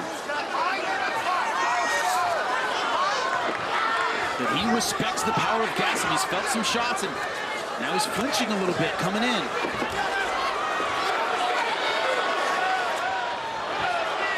Close quarters now. Gastelum able to break away. Less than 3.5 to go here, round 2. Gastelum learned a lot from that first round. He's circling off the fence. He's not letting Jacare push him against the fence with the body lock. Souza starting to realize success with that lead right hand. He's having less success with the takedown clinch positions. It's been the trade-off.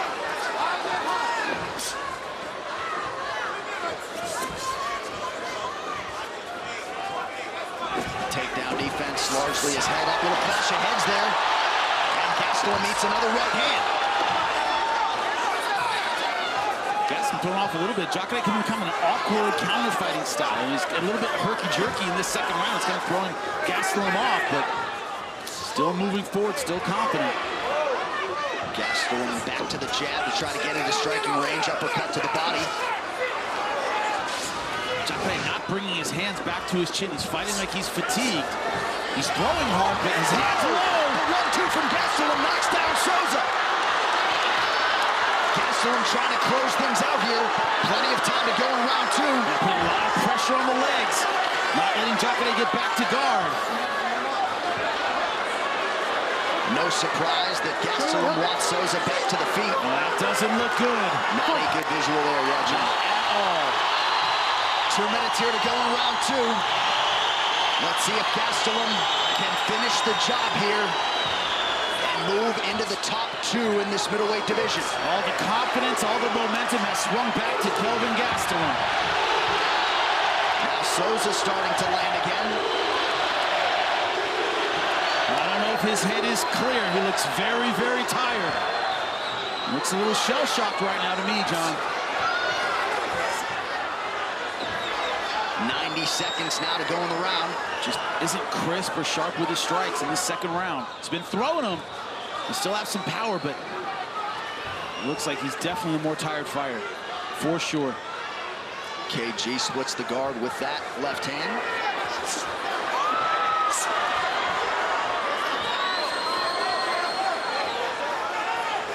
Both guys with great tickers, never looking for a way out.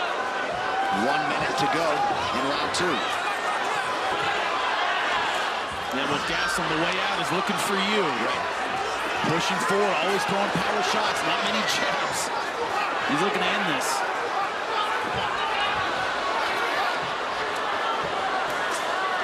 Little clash of heads there. Gastelum continuing to land at a good clip. Now Souza with a big left hand. Now Jacare doing a better job raising those hands, and he lands another left.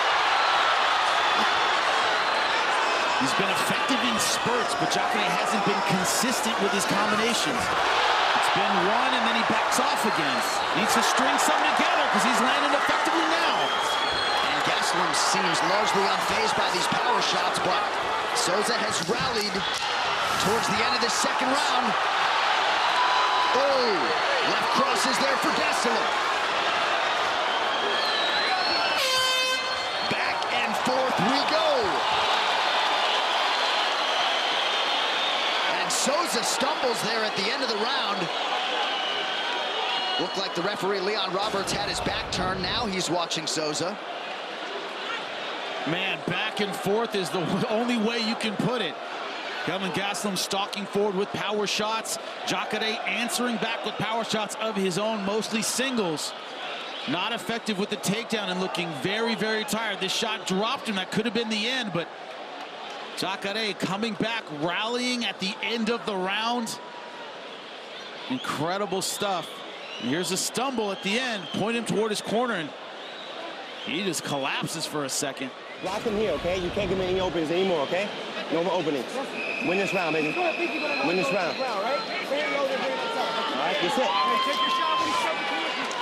Well, we don't ask you for your scorecard, but very well, if we go to the judges, could come down to this third and final. Yeah, I think it's even right now. But the momentum, I think, definitely in the favor of Kelvin Gastelum. He looks like the fresher fighter. Jacare looks exhausted.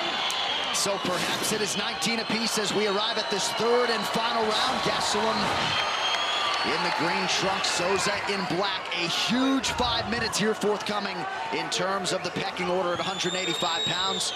The belt in this division will be on the line 1 month from tonight, June 9th in Chicago, Illinois. Perhaps the winner will draw the winner of this fight.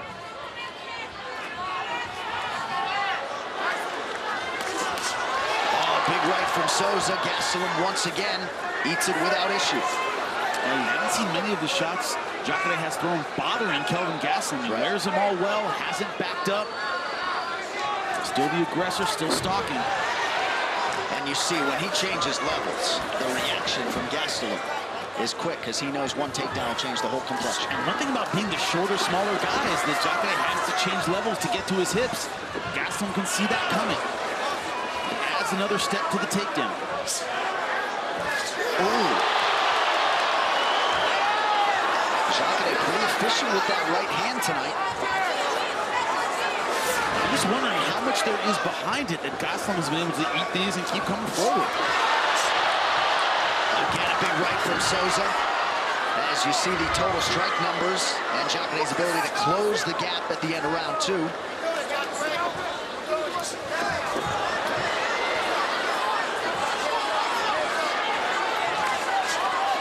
Gastelum working the body now.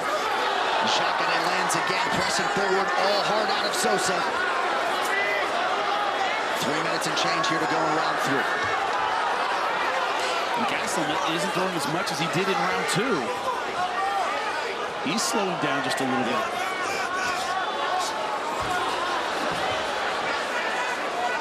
Absolutely no luck with the takedown after round 1. That's a big head kick from Souza, trying to follow it up.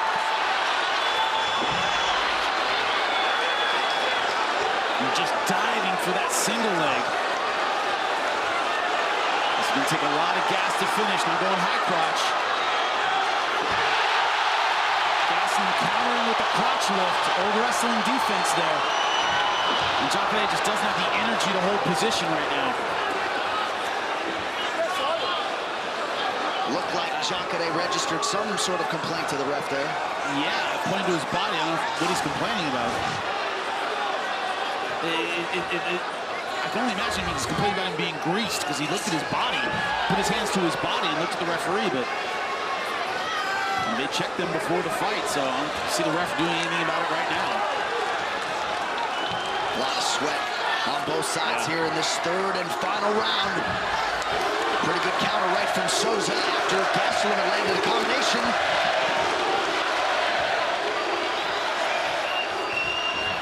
Souza unofficially 1 of 10 on his takedown attempts here tonight.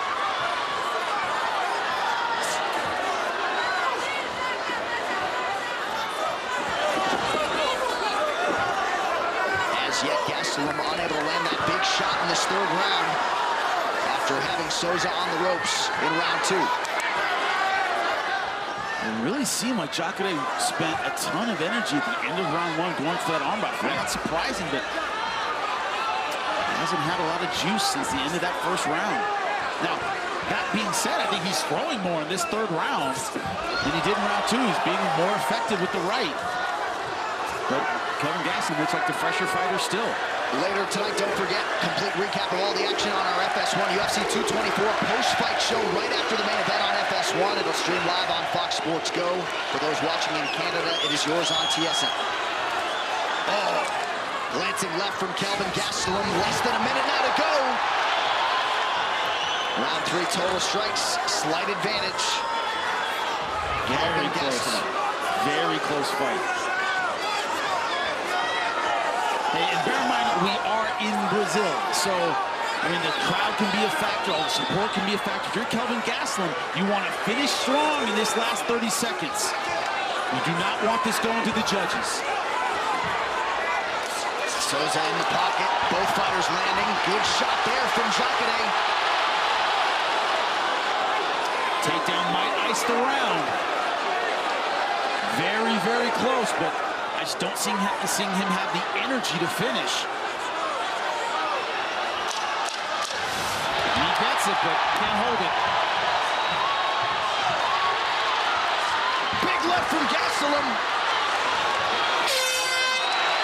Outstanding fight as advertised between two of the best middleweights Souza and Kelvin Gastelum go the distance tonight. It's all up to the judges now, but Jacare showing a ton of heart.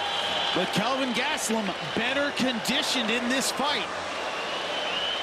Gastelum has gone 5 rounds at altitude against Neil Magny. Of course, Jacare Souza outside the UFC, long on championship experience.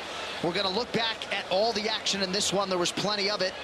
How about that armbar attempt from Jacare Souza late round 1? Round number 1 belonged to Jacare. Not just the takedown, the positioning, the submission attempt here, going hard for the armbar.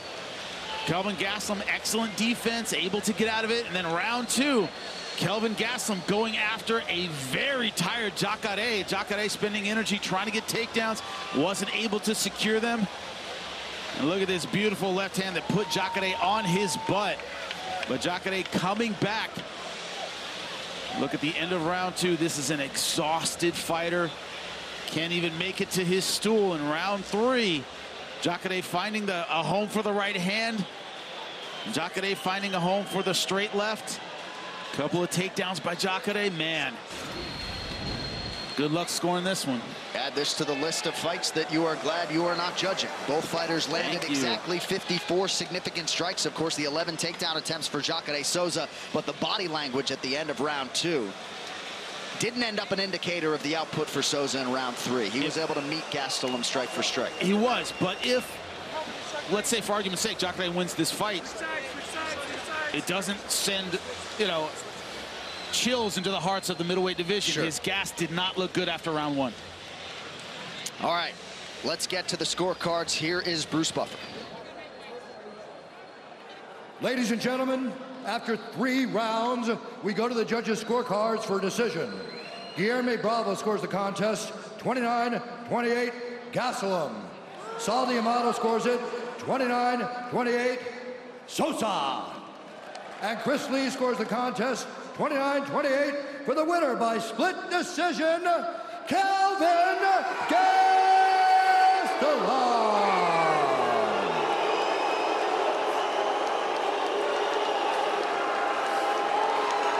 Well, as expected, the Rio crowd does not like the decision, but Kelvin Gastelum, congratulations as you take out another legend here tonight. Your thoughts on the fight and getting the nod from the judges? Claro que o público do Rio não gostou da decisão, mas parabéns, você derrotou mais uma grande lenda hoje à noite. Como é que você está se sentindo? Brasil, obrigado por toda a atenção. Obrigado a todos vocês. Amo o Brasil, amo a todos vocês. Obrigado. Brazil, thanks very much for all the attention. I love all you guys. Thanks so much. You had a huge second round and a big third round as well. It seemed like the strikes he was landing on the feet largely unfazed you. Is that fair to say that you didn't really feel that power coming back your way? Você teve grande segundo e grande terceiro round, mas parecia que a parte em pé não estava te atrapalhando. Era isso mesmo? Yeah, I definitely felt the shots, but I didn't feel like it would knock me out. I definitely felt them, but I didn't feel dazed or anything like that. Eu certamente senti os golpes dele, mas eu não senti que iam me nocautear. Your output waned a little bit in that third round. How did you feel cardio-wise in that third and final round? Como é que você se sentiu no gás no terceiro round? Yeah, I was a little tired, but I knew he was a little bit more tired, so I knew I had to pick up the pace, and that's exactly what I did. You know, I work hard to stay conditioned for these big guys, you know, so I felt good. Ele estava cansado, mas eu também estava pouco cansado, mas é isso que eu tenho que fazer. Eu tenho que entrar aqui e vencer estes grandes caras. You stuffed 10 of 11 takedowns. You got the better on the feet. This is a huge win for you. What might be next for Kelvin Gastelum in this 185-pound division? Você defendeu as quedas, lutou bem em pé. Qual o próximo passo para você nessa categoria? Well, hopefully I'm in line next for that title. If not, then I'm ready for anybody, you know, but I feel like the winner of this fight should fight for the winner of Yoel and Robert later on this year, preferably in Madison Square. Eu espero lutar pelo cinturão, mas estou pronto para qualquer um. Mas eu acho que o vencedor dessa luta deve lutar com o vencedor do Whittaker contra o Romero, que vai acontecer. Remarkable, all you've accomplished, 26 years old. Enjoy this one with your team. Só quero agradecer a todos vocês de novo. Obrigado pela atenção. Felicidades a todas as mães, feliz dia das mães, especialmente a minha mãe, Amá, te amo. Shout out to everybody at Brewers watching, I love everybody. Your co-main event winner tonight, Kelvin Gastelum. You get the crowd behind you after defeating Jacare in Brazil. That is almost as impressive as his performance tonight. Close fight, but you heard what he wants. A shot at the winner of Robert Whittaker versus Yoel Romero. Hard to deny him after a win like that. Well, I think they got a soft spot for him after he fought Vitor Belfort in Fortaleza, Brazil. He didn't get the finish, but he gets the better of Jacare Souza here tonight. The King of Rio, the former UFC featherweight champion, one of the greatest of all time, Jose Aldo Jr. in the building here tonight. Well, the MMA leader, as you know, returns to pay-per-view with a Card of the Year contender, Saturday, June 9th, Dateline, Chicago, Illinois.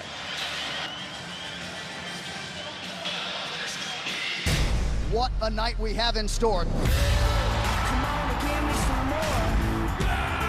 We're gonna shake the floor. I bust down the door. You ain't seen nothing like this. Get it! Give me some more. We're gonna settle the score. CM Punk returns to the octagon. 2 belts on the line. You ain't seen nothing like this. Incredible card. Middleweight title on the line. Rafael dos Anjos versus Colby Covington for the UFC interim welterweight championship. Also, some great heavyweights. Alistair Overeem, Curtis Blades, and Tai Tuivasa.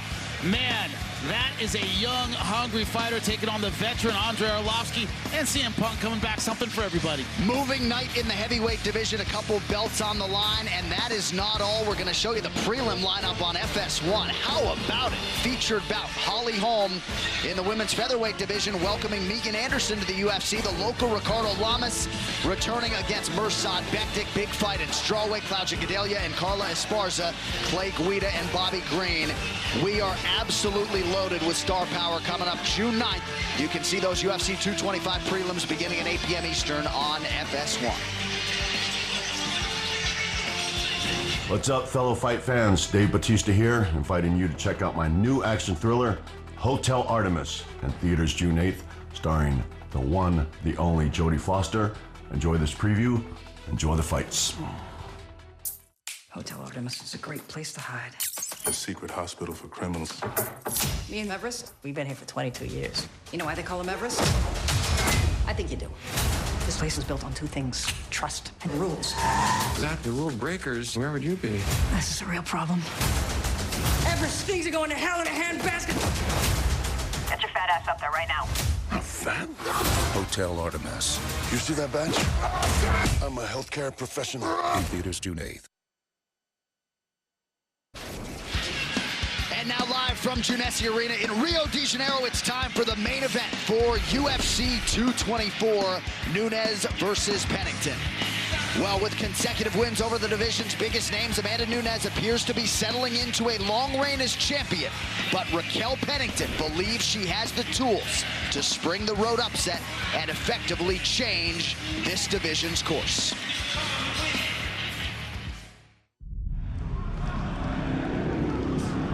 I can't wait for that moment. Walk to the cage in my country. That is gonna be an unbelievable moment. And I'm gonna walk away with my belt. The woman who retired Ronda Rousey is fighting the woman who retired Miesha Tate. That tells you how good these ladies are. That shows you how dynamic they are, how aggressive they are, how good their finishing is, how good their striking is. Amanda Nunes is the lion at 135. When you see what she does with her hands, the combinations, the power, the aggression, that's rare in any weight class. The way she beats fighters up and silences the crowd, no, this is my octagon. No one's gonna come in here and take my title. Nunes pouring it on, plenty of time here. She's got the choke, she's got the choke. People's gonna see way better champion Amanda Nunes than before. Raquel Pennington has been under the radar to a lot of fans until this title fight. There's a certain strength in that. When you don't think about a fighter, when you overlook a fighter, that's when they're at their best. You're never stronger than when your opponents think you're weak. She doesn't really know what to expect. Where I'm at mentally, I feel like that's a very dangerous thing alone. I chased this dream for so long in my career, and finally I got him. And I will keep proving I'm the best than ever. There's the toe, there it is. She has what I want, and she's obviously going to try to keep what she has. Oh, that is close. That is close. She made it. She's out. She's out cold. She's out cold. As soon as that fight's said and done, I see my hand being raised. I feel like when you're determined to get something, and nothing's gonna stop you, that's why I have the belt. Nunes. Whatever she showed me, I'm gonna capitalize. And still,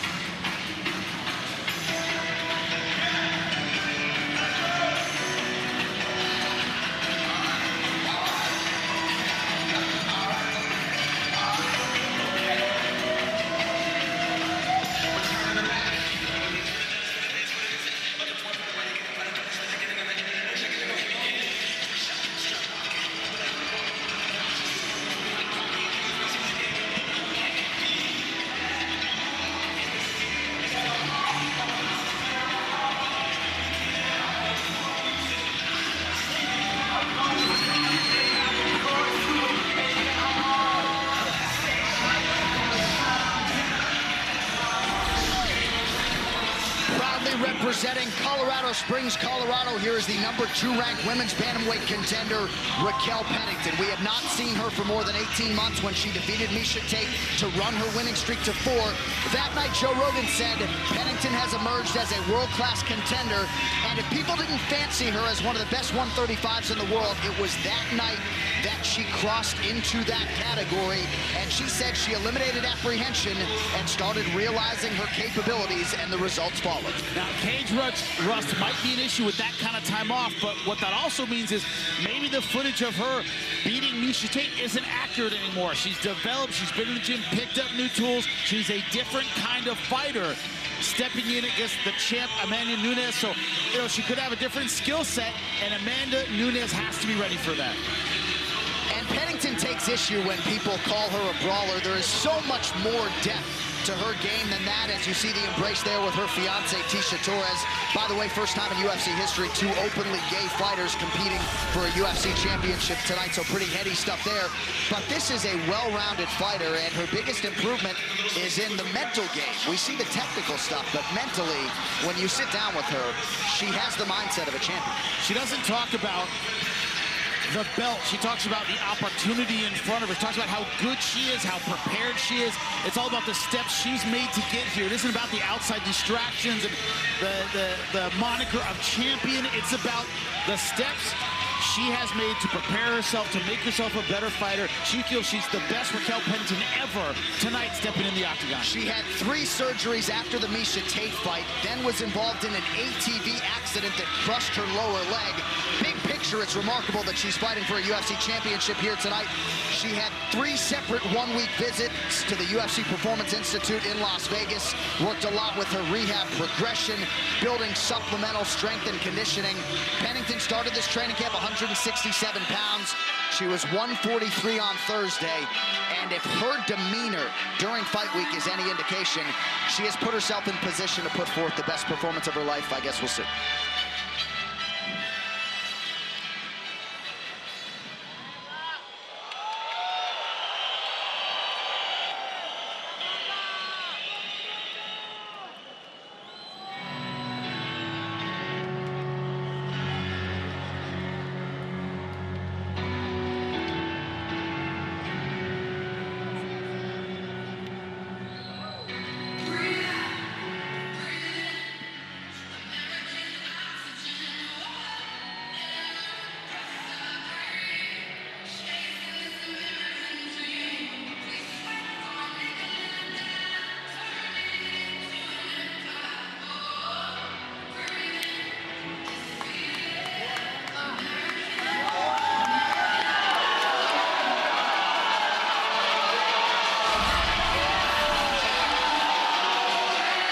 here she is, the Lioness, the UFC Women's Bantamweight Champion, Amanda Nunes. She has collected a lot of history. First Brazilian woman signed to the UFC, first woman from Brazil to become a UFC champion, and she takes great pride in the fact that she is the first Brazilian woman tonight to get the opportunity to defend her belt on Brazilian soil.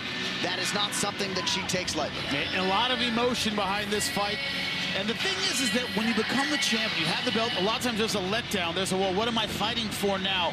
She is as hungry, if not more hungry, to keep the title than she was to win the title. Very emotional when she talks about being the Lioness, about defending her territory, about nobody coming in here and taking her belt. The edge that made her a champion is still there.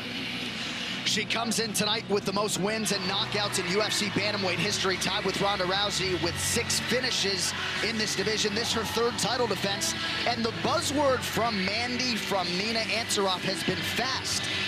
They seem to think that speed and their speed advantage, their perceived speed advantage, will be the biggest factor in this fight here tonight. And the fact that Raquel Pennington in previous fights tends to have linear movement. She tends to go forward and go straight back. And if you're the faster, sharper opponent, doing a little bit of footwork, a couple feints, a little trickery, you can take advantage of that movement pattern. And that is something that Dean Thomas and the coaches have picked up on in advance of this one. Amanda Nunes, she is super accurate, fast starter, prolific finisher, maybe the best finishing instincts we've seen, certainly since Ronda Rousey.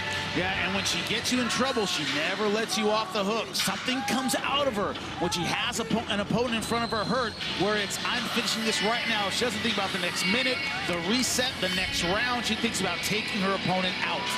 The sinus issues that seem to plague her in the past have been under control for the last 2 fights. Amanda Nunes back on the proven ground tonight and trying to make good on this 3rd defense of her bantamweight title.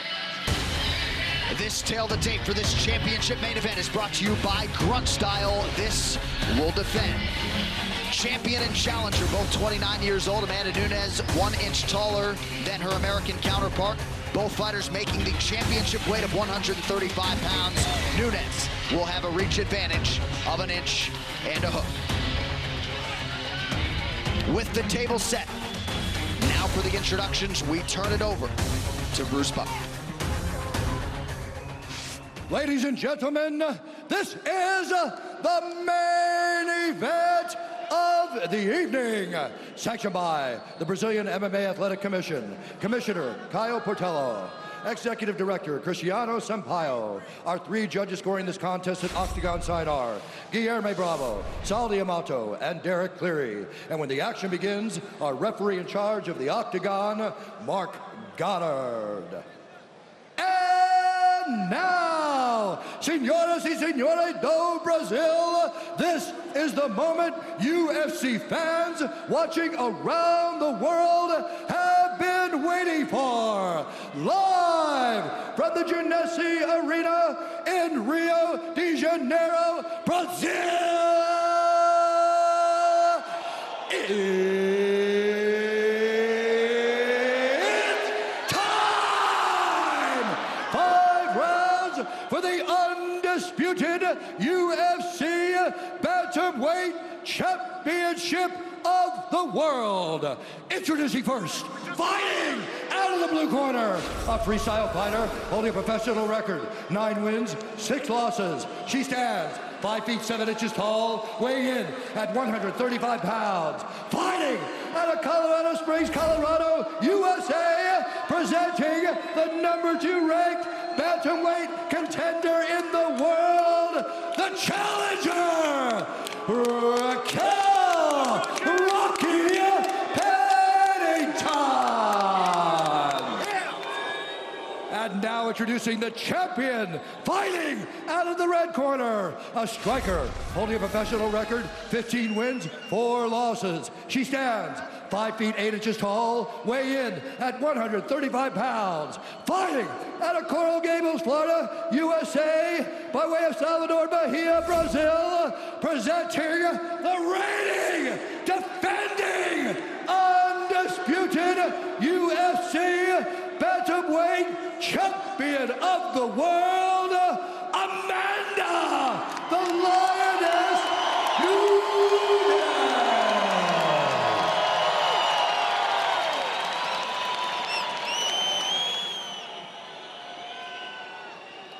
Okay, ladies, you understand the rules you're fighting under. You listen to me at all times, you keep yourself protected at all times. When I say stop, you stop. If you want to touch gloves, do it now. Let's do it. Going to be very interesting to see the strides that Pennington has made since we saw her last in November of 2016. She had former Olympic boxing coach Joe Guzman as part of her training camp. Prevailing wisdom is she will need the performance of a career to dethrone the incumbent Amanda Nunes. Tonight's fight clock is brought to you by Grunt Style. This will defend. Nunes a -850 favorite. Pennington the +525 underdog tonight. Pennington in blue. Amanda Nunes wearing the black and gold befitting a champion. I'm curious about the counter-striking of Pennington, because when Nunes throws, a lot of times she throws big. She can leave gaps for counter strikes. It's a hell of a first strike to land, though. I'm telling you. Takes her legs right out from underneath her. Ooh, Pennington just missing on that left counter. Another thick leg kick lands flush for Nunes. Just gonna get her overreacting to that. You can really set up the rest of your offense. Not hard to see the speed discrepancy here early that Amanda and Nina Ansaroff spoke so much about during fight. Look at the hip feints now. Yeah, she just throws that hip forward to get a reaction. Doesn't mean she's going to kick every time, but beautiful. Already some significant damage on that lower leg of Raquel Pennington. We've seen a trend in MMA over the last 2 years or so of fighters employing that calf kick more often. What it does now is it gets Pennington worried about the leg kick, and it sets up the hands of Nunes. Pretty good land there by Pennington after Nunes connected with her jab. Fast-paced 90 seconds to start this championship fight.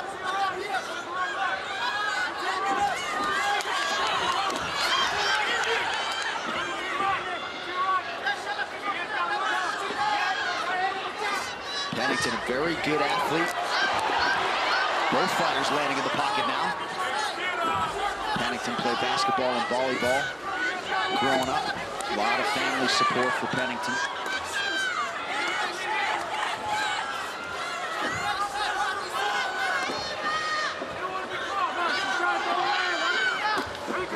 So far, it's Pennington reacting to the strikes of the champ Nunes. Look at that leg, it is welted up. She has Pennington thinking about what she's going to do rather than her own offense. Some in the past had questioned Amanda Nunes' ability to go 25 hard minutes. She answered a lot of those questions against Valentina Shevchenko back in September. Ooh, good land for Pennington. Uppercut right through the center. You tell she's been working on her counter-striking. She's waiting for Nunes, and she's landed some good shots in return. I think that leg kick kind of took her by surprise. And she has a lot more than the hands to worry about, but Nunes still has that habit of throwing the hard right and letting her hands float low afterward. Not bringing them back to her chin. Under 2 minutes here to go in this first round of a possible 5. Nice right hand over the top for Nunes. Now back to the well with that leg kick. The problem with the wardrobe there, but just to focus on keeping her hands up, because Nunes very much on the attack right now.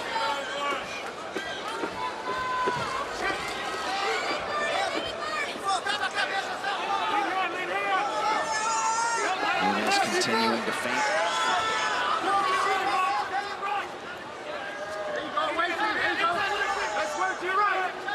Pennington really trying to counter here in the early going more than anything else. That is some serious damage on that lower leg. We'll see if Nunes chooses to go back to it. The problem is a lot of her counter-striking right now is based on the boxing. She's looking to counter the hand strikes over the top of hand strikes of her own. But the leg attack early by Nunes makes her worry about a totally different weapon, takes the legs out from under her, so she doesn't have the balance all the time to necessarily return when she wants to. She's worried about the leg kick. Well, Pennington has power. We'll see if she can earn some respect from Nunes by landing a seminal blow up top.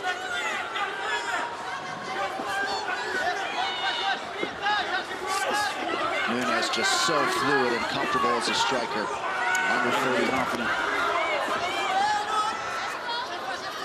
Reaching takedown, it's not going to do it.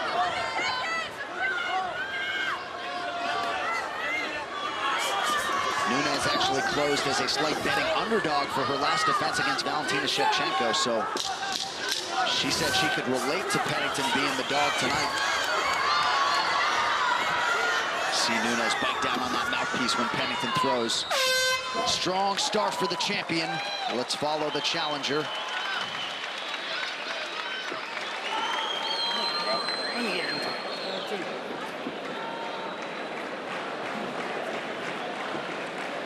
All right, hey, what's going on here? You good? Huh? You good up with this? It's like, she keeps grabbing it. All right, hey, don't worry about it. All right? Let's work on going first, okay? Now you felt it, all right? We gotta go forward, we gotta close some space, we gotta start taking things from her, right? We gotta start taking things from her. The way to avoid the right leg, gotta circle to your right, circle away from the kick. Okay. Be light on lead leg, start feinting it, pick it up, the more you pick it up. And that first round, look at the leg kick. First strike of the fight. Beautiful low leg kick right across the calf. And she followed up with it. She's been attacking the leg throughout this fight. It's been setting up the rest of her offense. Pennington has to find a way to deal with that in round 2. You heard Pennington's head coach say we got to take things from her. What are you trying to take away? You're trying to be first. You're not going to accept the first shot and then try to come back. Move forward, be the initiator. That's what they want her to do. Don't let her come to you. Go after her a little bit. It's very hard to throw a leg kick while you're moving backward, while you're worrying about your opponent's defense. When you're worried about your opponent's offense, it's very hard to like set up and throw that leg kick, but Pennington has been on the defensive so far. Pennington able to land an uppercut, but one and done largely tonight with her striking. Nunes points the toes to the body there. The problem is that Pennington's defense for the kick is to either step the leg back or lift it up like that. The problem is you're on one leg or you're moving your lead leg back, and so your feet are together. It's hard to throw effective punches like that. Yeah. All of that said, she seems to be moving pretty well. Yeah. And at least able to put pressure on that leg.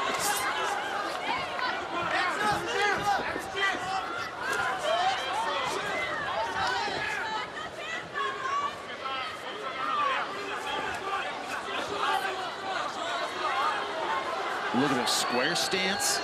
You can't effectively punch like that. Just got to circle to left and right, but both her knees are lined up.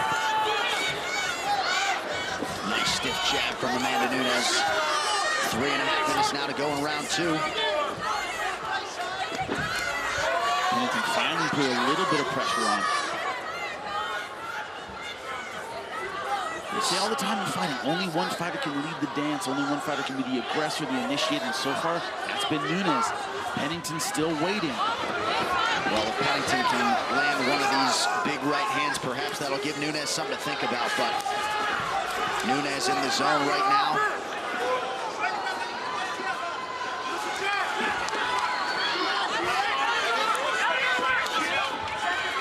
Nunes just too strong.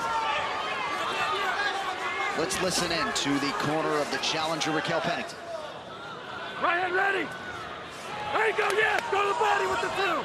Come on. Good, good. Good, again. There you go. You see it coming, Ross. We gotta go. We gotta There go. it is. That's what I like to see. There it is. Go, go. Hands up.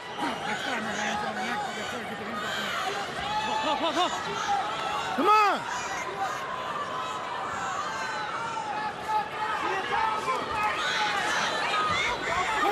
Come on. Pennington starting to gain a little confidence. And every time the corner saying, more of that, more of that. Let's go. Be the aggressor a bit more. 3 times Pennington has gone for a takedown, has not been close. Not sure if she should bail on that initiative, but not much doing. Got to set it up with hands. Yeah. Until she can start doing that, they're all reaching takedowns, they're all desperation takedowns that aren't going to work against a fighter like Nunes. Beautiful spinning body attack from Amanda Nunes. Not much she can't do on the feet. And came in tonight with the shortest average fight time among active bantamweights. She averages just over 7 minutes per fight.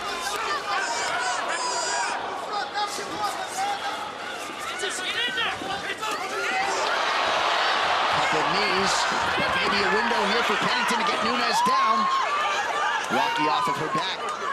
Great job by Nunes getting to the fence, using that to stabilize and stay on her feet.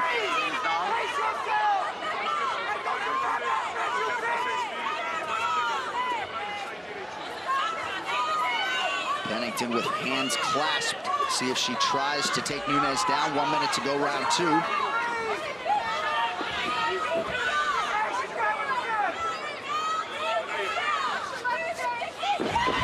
Take down Pennington. Around the guard as well, straight into side control. Not a whole lot of time left to use it though. But she has 2 submissions with seconds left in the round. Jessica Andrade was round 2. Ashley Evans-Smith, round 1. So a much closer second round, at least in terms of the total strikes landed. And of course, the late takedown from Raquel Pennington. Trying to inflict some damage now with elbows on the ground. But this would be a good way for Rocky to end the round. With the champion Nunes fighting off of her back, she allows her to get up and lands a right hand. Oh, Nunes with a cracking right now. 10 minutes in the can, 15 potentially to go. Meu amor. Meu amor. Olha só. Look. Respira, Brasil. Breathe. Exatamente. Isso que eu preciso. Exactly. That's exactly what you need to do. Você viu ali, né? Você tomou seu tempo tranquilo. You saw that. You took your time, took it easy. You saw what was happening. That's what I need. Olha só. Ela está se encostando na grade. Sinta com a mão, bate a perna. She's up against the cage. Feint with the hand and use the leg. That's how we're going to win the fight. Do that. Só tem isso para te oferecer. That's all she's got. Okay. Gotta take some space off her. All right, now you know what to do. You know what to do. All right, don't be stationary. Right? We gotta stay in motion. Right? Breathe. Shoulders loose. Shoulders loose. Let your hands go more. Let your hands go more. Takedown's gonna be there. Come on, girl. So the Pennington corner would like her to let her hands go more. I guess somewhat easier said than done. She did initiate better in round 2. However, she needs to do more of that. That'll set up everything else offensively. And on the other side, Conan Silveira wanting Amanda Nunes to feint with a hand and use the leg. Do you support that advice from Conan? Yeah, very true. She's starting to see the leg kick coming. If that's the initial strike, she's beginning to react well to that. She can see it a little bit better, set it up with the hands, and vice versa. Use the legs, the leg attacks has been successful so far to set up the hands.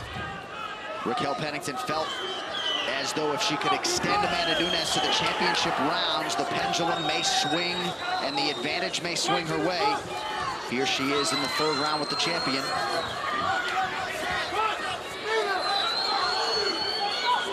I think round 2 definitely a confidence builder for Pennington.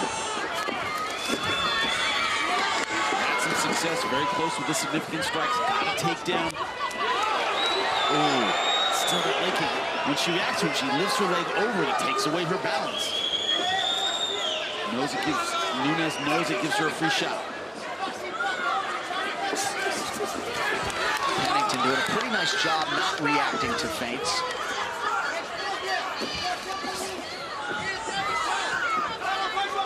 Nunes seems to know when that counter is coming back from Pennington. Nunes kicked a lot less in round 2. Maybe good to go back to that. Get her thinking it's just going to be more stand-up with the punches. And then, yeah, go back to the leg kick. Nice takedown. And you can just tell these fans are waiting to explode behind Amanda Nunes, who gets her first takedown of the fight here. And has a lot of time with which to work.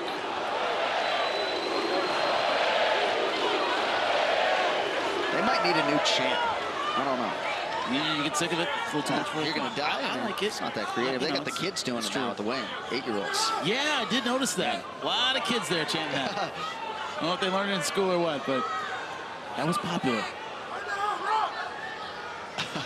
3 minutes to go here in this third round. Nunes staying heavy. Not making a whole lot of effort to pass guard and really advance position, kind of staying on top right now. Pennington staying composed on the bottom, but back to full guard.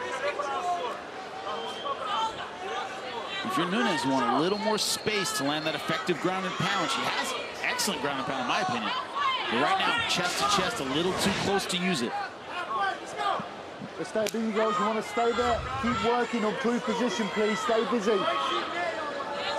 Good job wrapping up the arms of Nunes.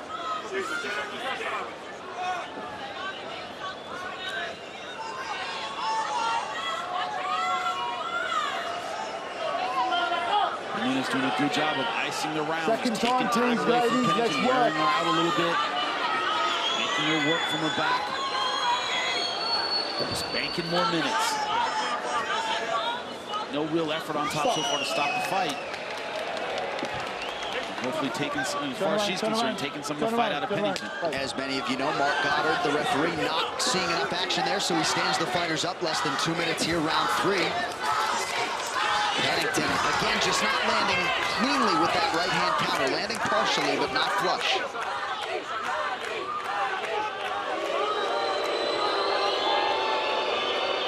These fans have been spoiled tonight with one finish after the next. Pennington's right eye starting to swell a little bit. And her hair seems to be a source of annoyance here tonight. We've seen the braids fail on both sides in this title fight early. Oh, nice. Good right hand over the top by Pennington. And now a left hand for good measure. 1 minute to go in the round. She's been effective in spurts. It's been a matter of stringing her offense together that's been a problem. But she has had effective moments where she's been able to land that right hand, especially rounds 2 and 3. Pennington deceptively strong, super tough.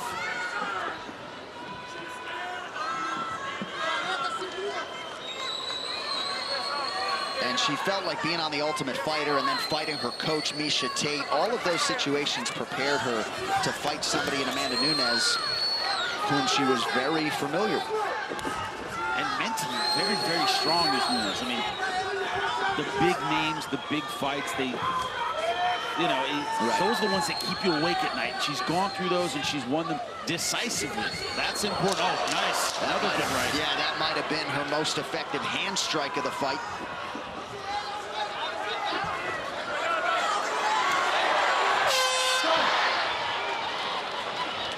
Big, deep breath from Raquel Pennington at the end of the round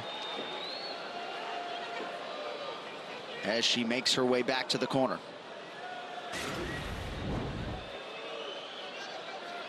And look at that, the leg kick once again, setting up a combination.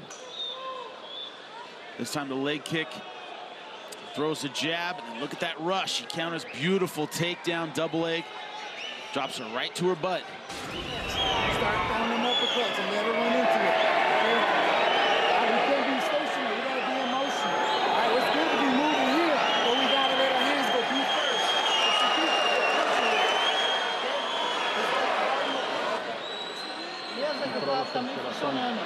Control your breathing. You have total control of yourself. Vamos lá, vamos lá, vamos lá.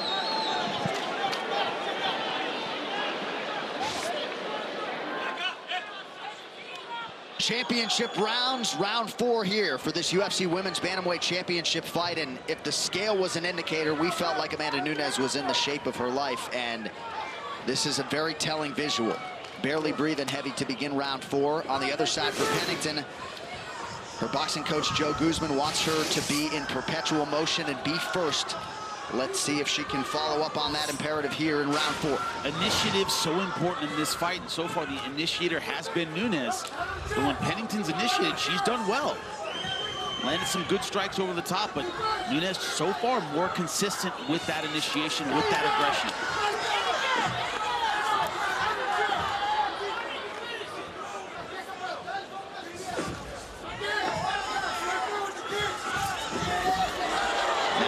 Leg kick goes Nunes, and it lands.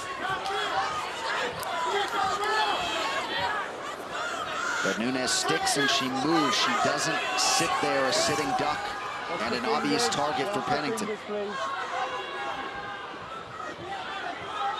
Pennington once again waiting, looking for those counter-striking opportunities, but her coaches want her to be first. And so far, she's not doing that.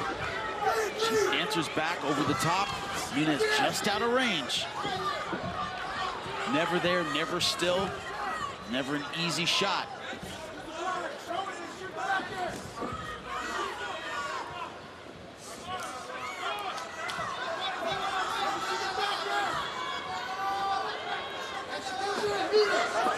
A great champion, a great striker. They make you miss just enough. You thought, man, if I just had another couple inches, if I just did this, or that, I'd get her. But that's how they set up their counter opportunities. They encourage you to keep going. You're just barely gonna miss. And that's what leaves you in counter-striking range for them. Oh, big right cross lands for Nunes after she landed the kick low. Well, Pennington has certainly shown herself to be worthy of this opportunity, but she would appear to have some work to do over these final 8 minutes if she is going to wrest the belt away from the champion. One of those diving takedowns. Not able to set them up with hands. Oh, great outside trip. Beautiful. And that was not what Pennington was expecting. She was trying to prevent the body strike, and she pays for it. You saw the significant strike picture there. Nunes doubling up on Raquel Pennington as we approach the midpoint of round 4 of a possible 5. Trying to elevate with a butterfly guard, but Nunes so far not having it. Back to full guard. This is what she did last time. She was on bottom, wrapped up the arms of Nunes and got a stand up. Nunes not doing much with this top position so far. Well, and maybe Nunes catching a breather. And when you got to lead, the clock is her friend. Has the guard half open, and so she tries to pass on that weak side on the right. On the right side of Pennington. Well, not really, pretty much content to stay in the center. Nunes, the Brazilian Jiu-Jitsu black belt. Nice submission game for Pennington. She's a Brazilian Jiu-Jitsu purple belt. Her last submission win in 2015 against strawweight contender Jessica Andrade.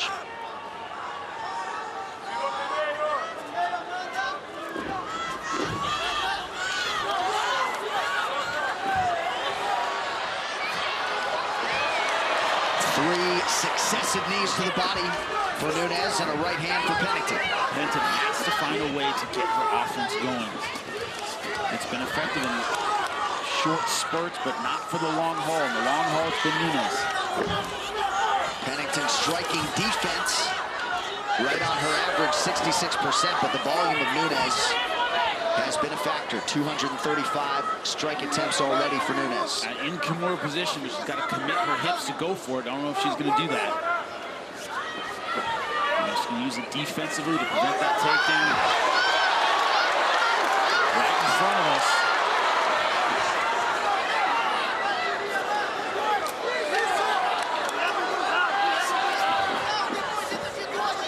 She's been a much easier target as Pennington been in this 4th round. Could be fatigue, but Nunes feeling really good about things right now. Yeah, her output has not waned at all. Back to the tie clinch here, and a big knee from Nunes. Pennington now with control of that right leg.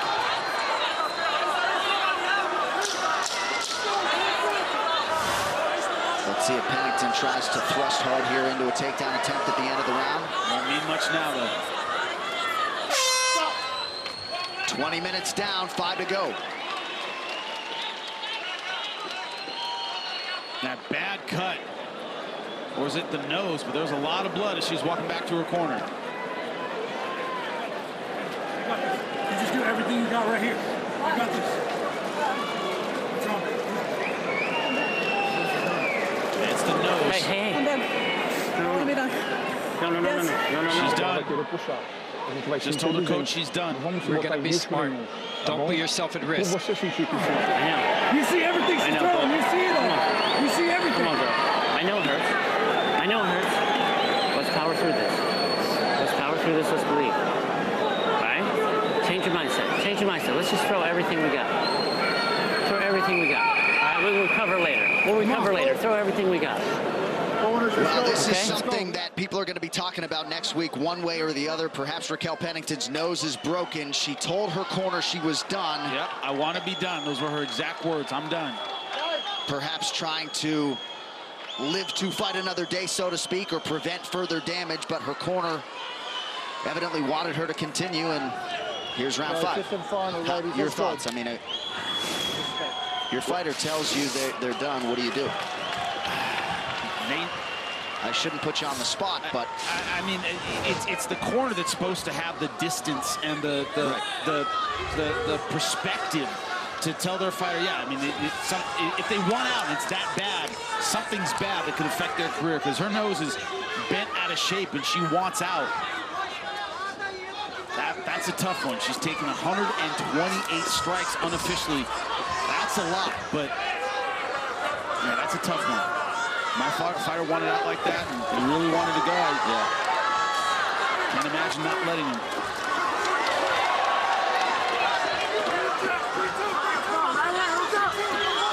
Pennington eats another right hand over the top of Nunes. Now Raquel fires back and lands. And also, another thing to keep in mind, though, if the fighter turns to the referee and says, I'm done, it's over. It doesn't matter what the corner has to say. She didn't do that. She went to her corner, and they began a dialogue. She could just turn to the ref and go, I'm done, and it'd be over. So, what a subplots here. But nothing can come up the fact that she's taking a beating in this fight. Hasn't been that fight-stopping moment yet. That really hasn't happened. But Nunes pulling away and dominating in that last round. Another big takedown for Amanda Nunes here. Her third on 6 attempts unofficially in the fight. And perhaps there's a moral victory for Pennington if you hear that final horn. And there are the numbers on the takedowns. Pennington, not for lack of effort, but 1 for 11 on her attempts.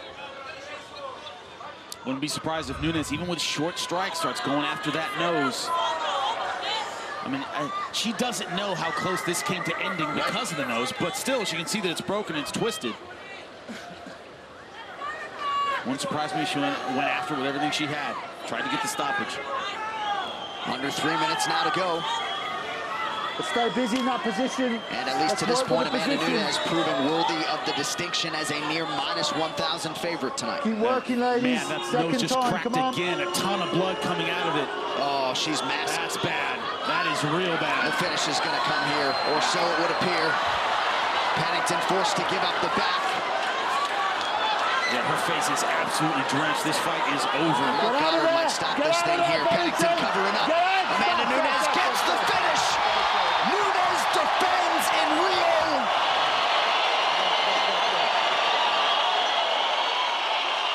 Amanda Nunes has 3 times successfully defended her UFC Women's Bantamweight title. And Raquel Pennington with pints of blood coming out of her nose. That is a fighter so long on heart. We all have so much respect for the effort of Raquel Pennington in defeat here tonight. But perhaps her corner, with hindsight, would have gotten their fighter out of harm's way at the end of round 4. You know, she was physically in the fight in round 5. She was not mentally in the fight. She wanted out, and as soon as she took that last one, that was bad. She was just getting attacked in that last round. But it started out with the leg kicks. It started out with the combinations of Amanda Nunes. And as the fight went on, it was like a slow burn that developed into a fire. Started to wear Pennington down. Nunes throwing outstanding knees. Great work from the clinch. Her gas never gave out. This is a shot that probably broke the nose, was this knee in the clinch. Round 5, the takedown, the ground and pound, and we could see it was right in front of us. Her nose basically exploded. Yeah. Look at the amount of blood, and this is it. Pennington just curling up. She wanted no more, and Nunes, her finishing instinct, she's never gonna let a hurt fighter off the hook. Goddard had seen enough. This curling up, no intelligent defense, great stoppage. And a championship performance by the Lioness, Amanda Nunes. Great stuff. No doubt about it. And UFC 224, with that finish, has now tied UFC Fight Night Bisping versus Rockhold for the modern era event record. 11 of our 13 fights tonight ended with finishes. The fighters all put out in Rio here tonight, and that's a hard visual, of course, to look at Raquel Pennington there. But the story is the Lioness Amanda Nunes, and it is going to take a huge effort from her fellow Brazilian, the undefeated Kelvin Gastelum, or somebody else at 135 pounds to dethrone the great Amanda Nunes. She had it all going tonight. She didn't show a lot of gaps in her game. Yeah. I mean, a long fight, her gas looked great, her combinations were good. Obviously, great leg attacks, good persistence, her takedown was there. There aren't many things that you take back to your gym and go, oh, we can beat Amanda Nunes. I saw this. I saw a great performance. All right, one final time tonight to make this main event official. Here is Bruce Buffer. Ladies and gentlemen, referee Mark Goddard has called a stop to this contest at 2 minutes, 36 seconds of round number 5, declaring the winner by TKO and still the undisputed UFC bantamweight champion of the world, Amanda the Lioness Nunes.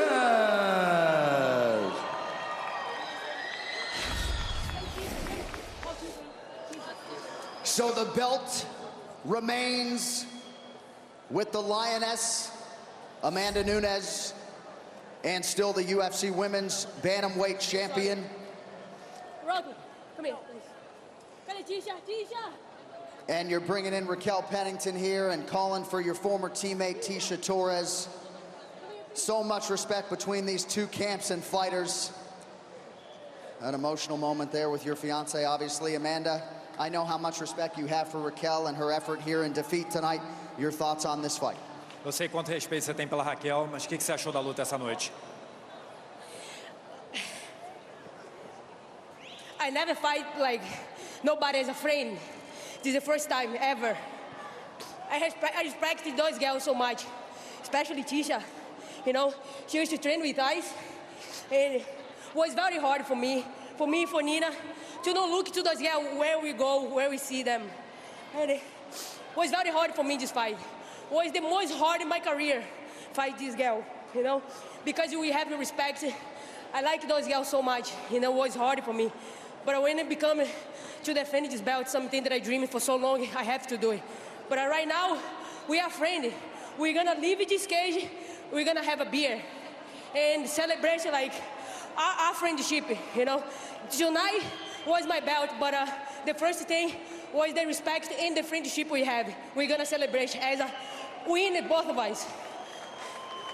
Eu nunca tive uma luta assim antes, eu tenho muito respeito por ela e pela Tecia também, a gente já treinou junto, foi uma luta muito dura, mas a gente vai sair daqui como amigas, a gente vai tomar uma cerveja hoje, nós somos amigas saindo daqui, tenho muito respeito por elas.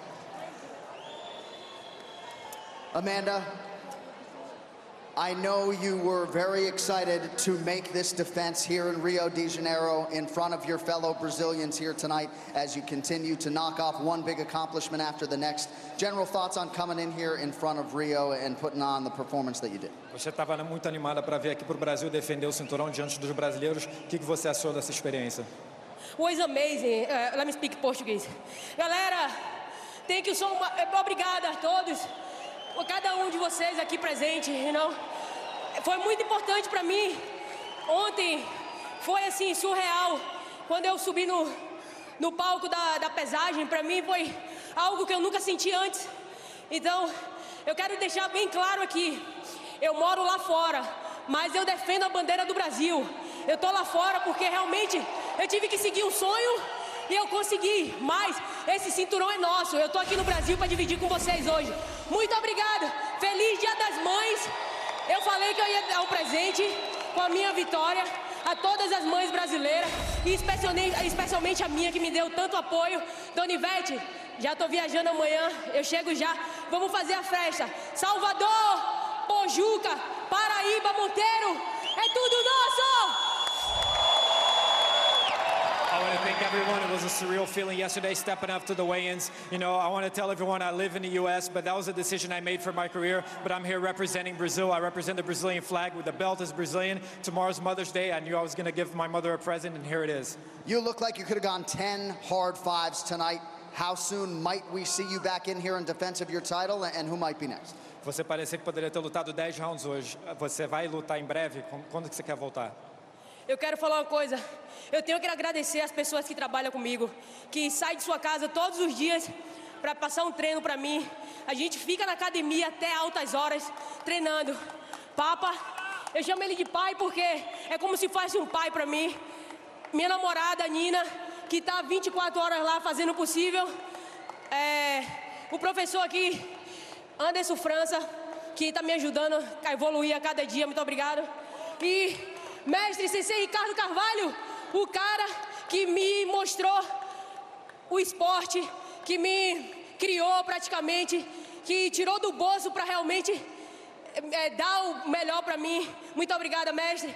Gilmar Mota, professor de boxe também, que dedicou a vida inteira para mim.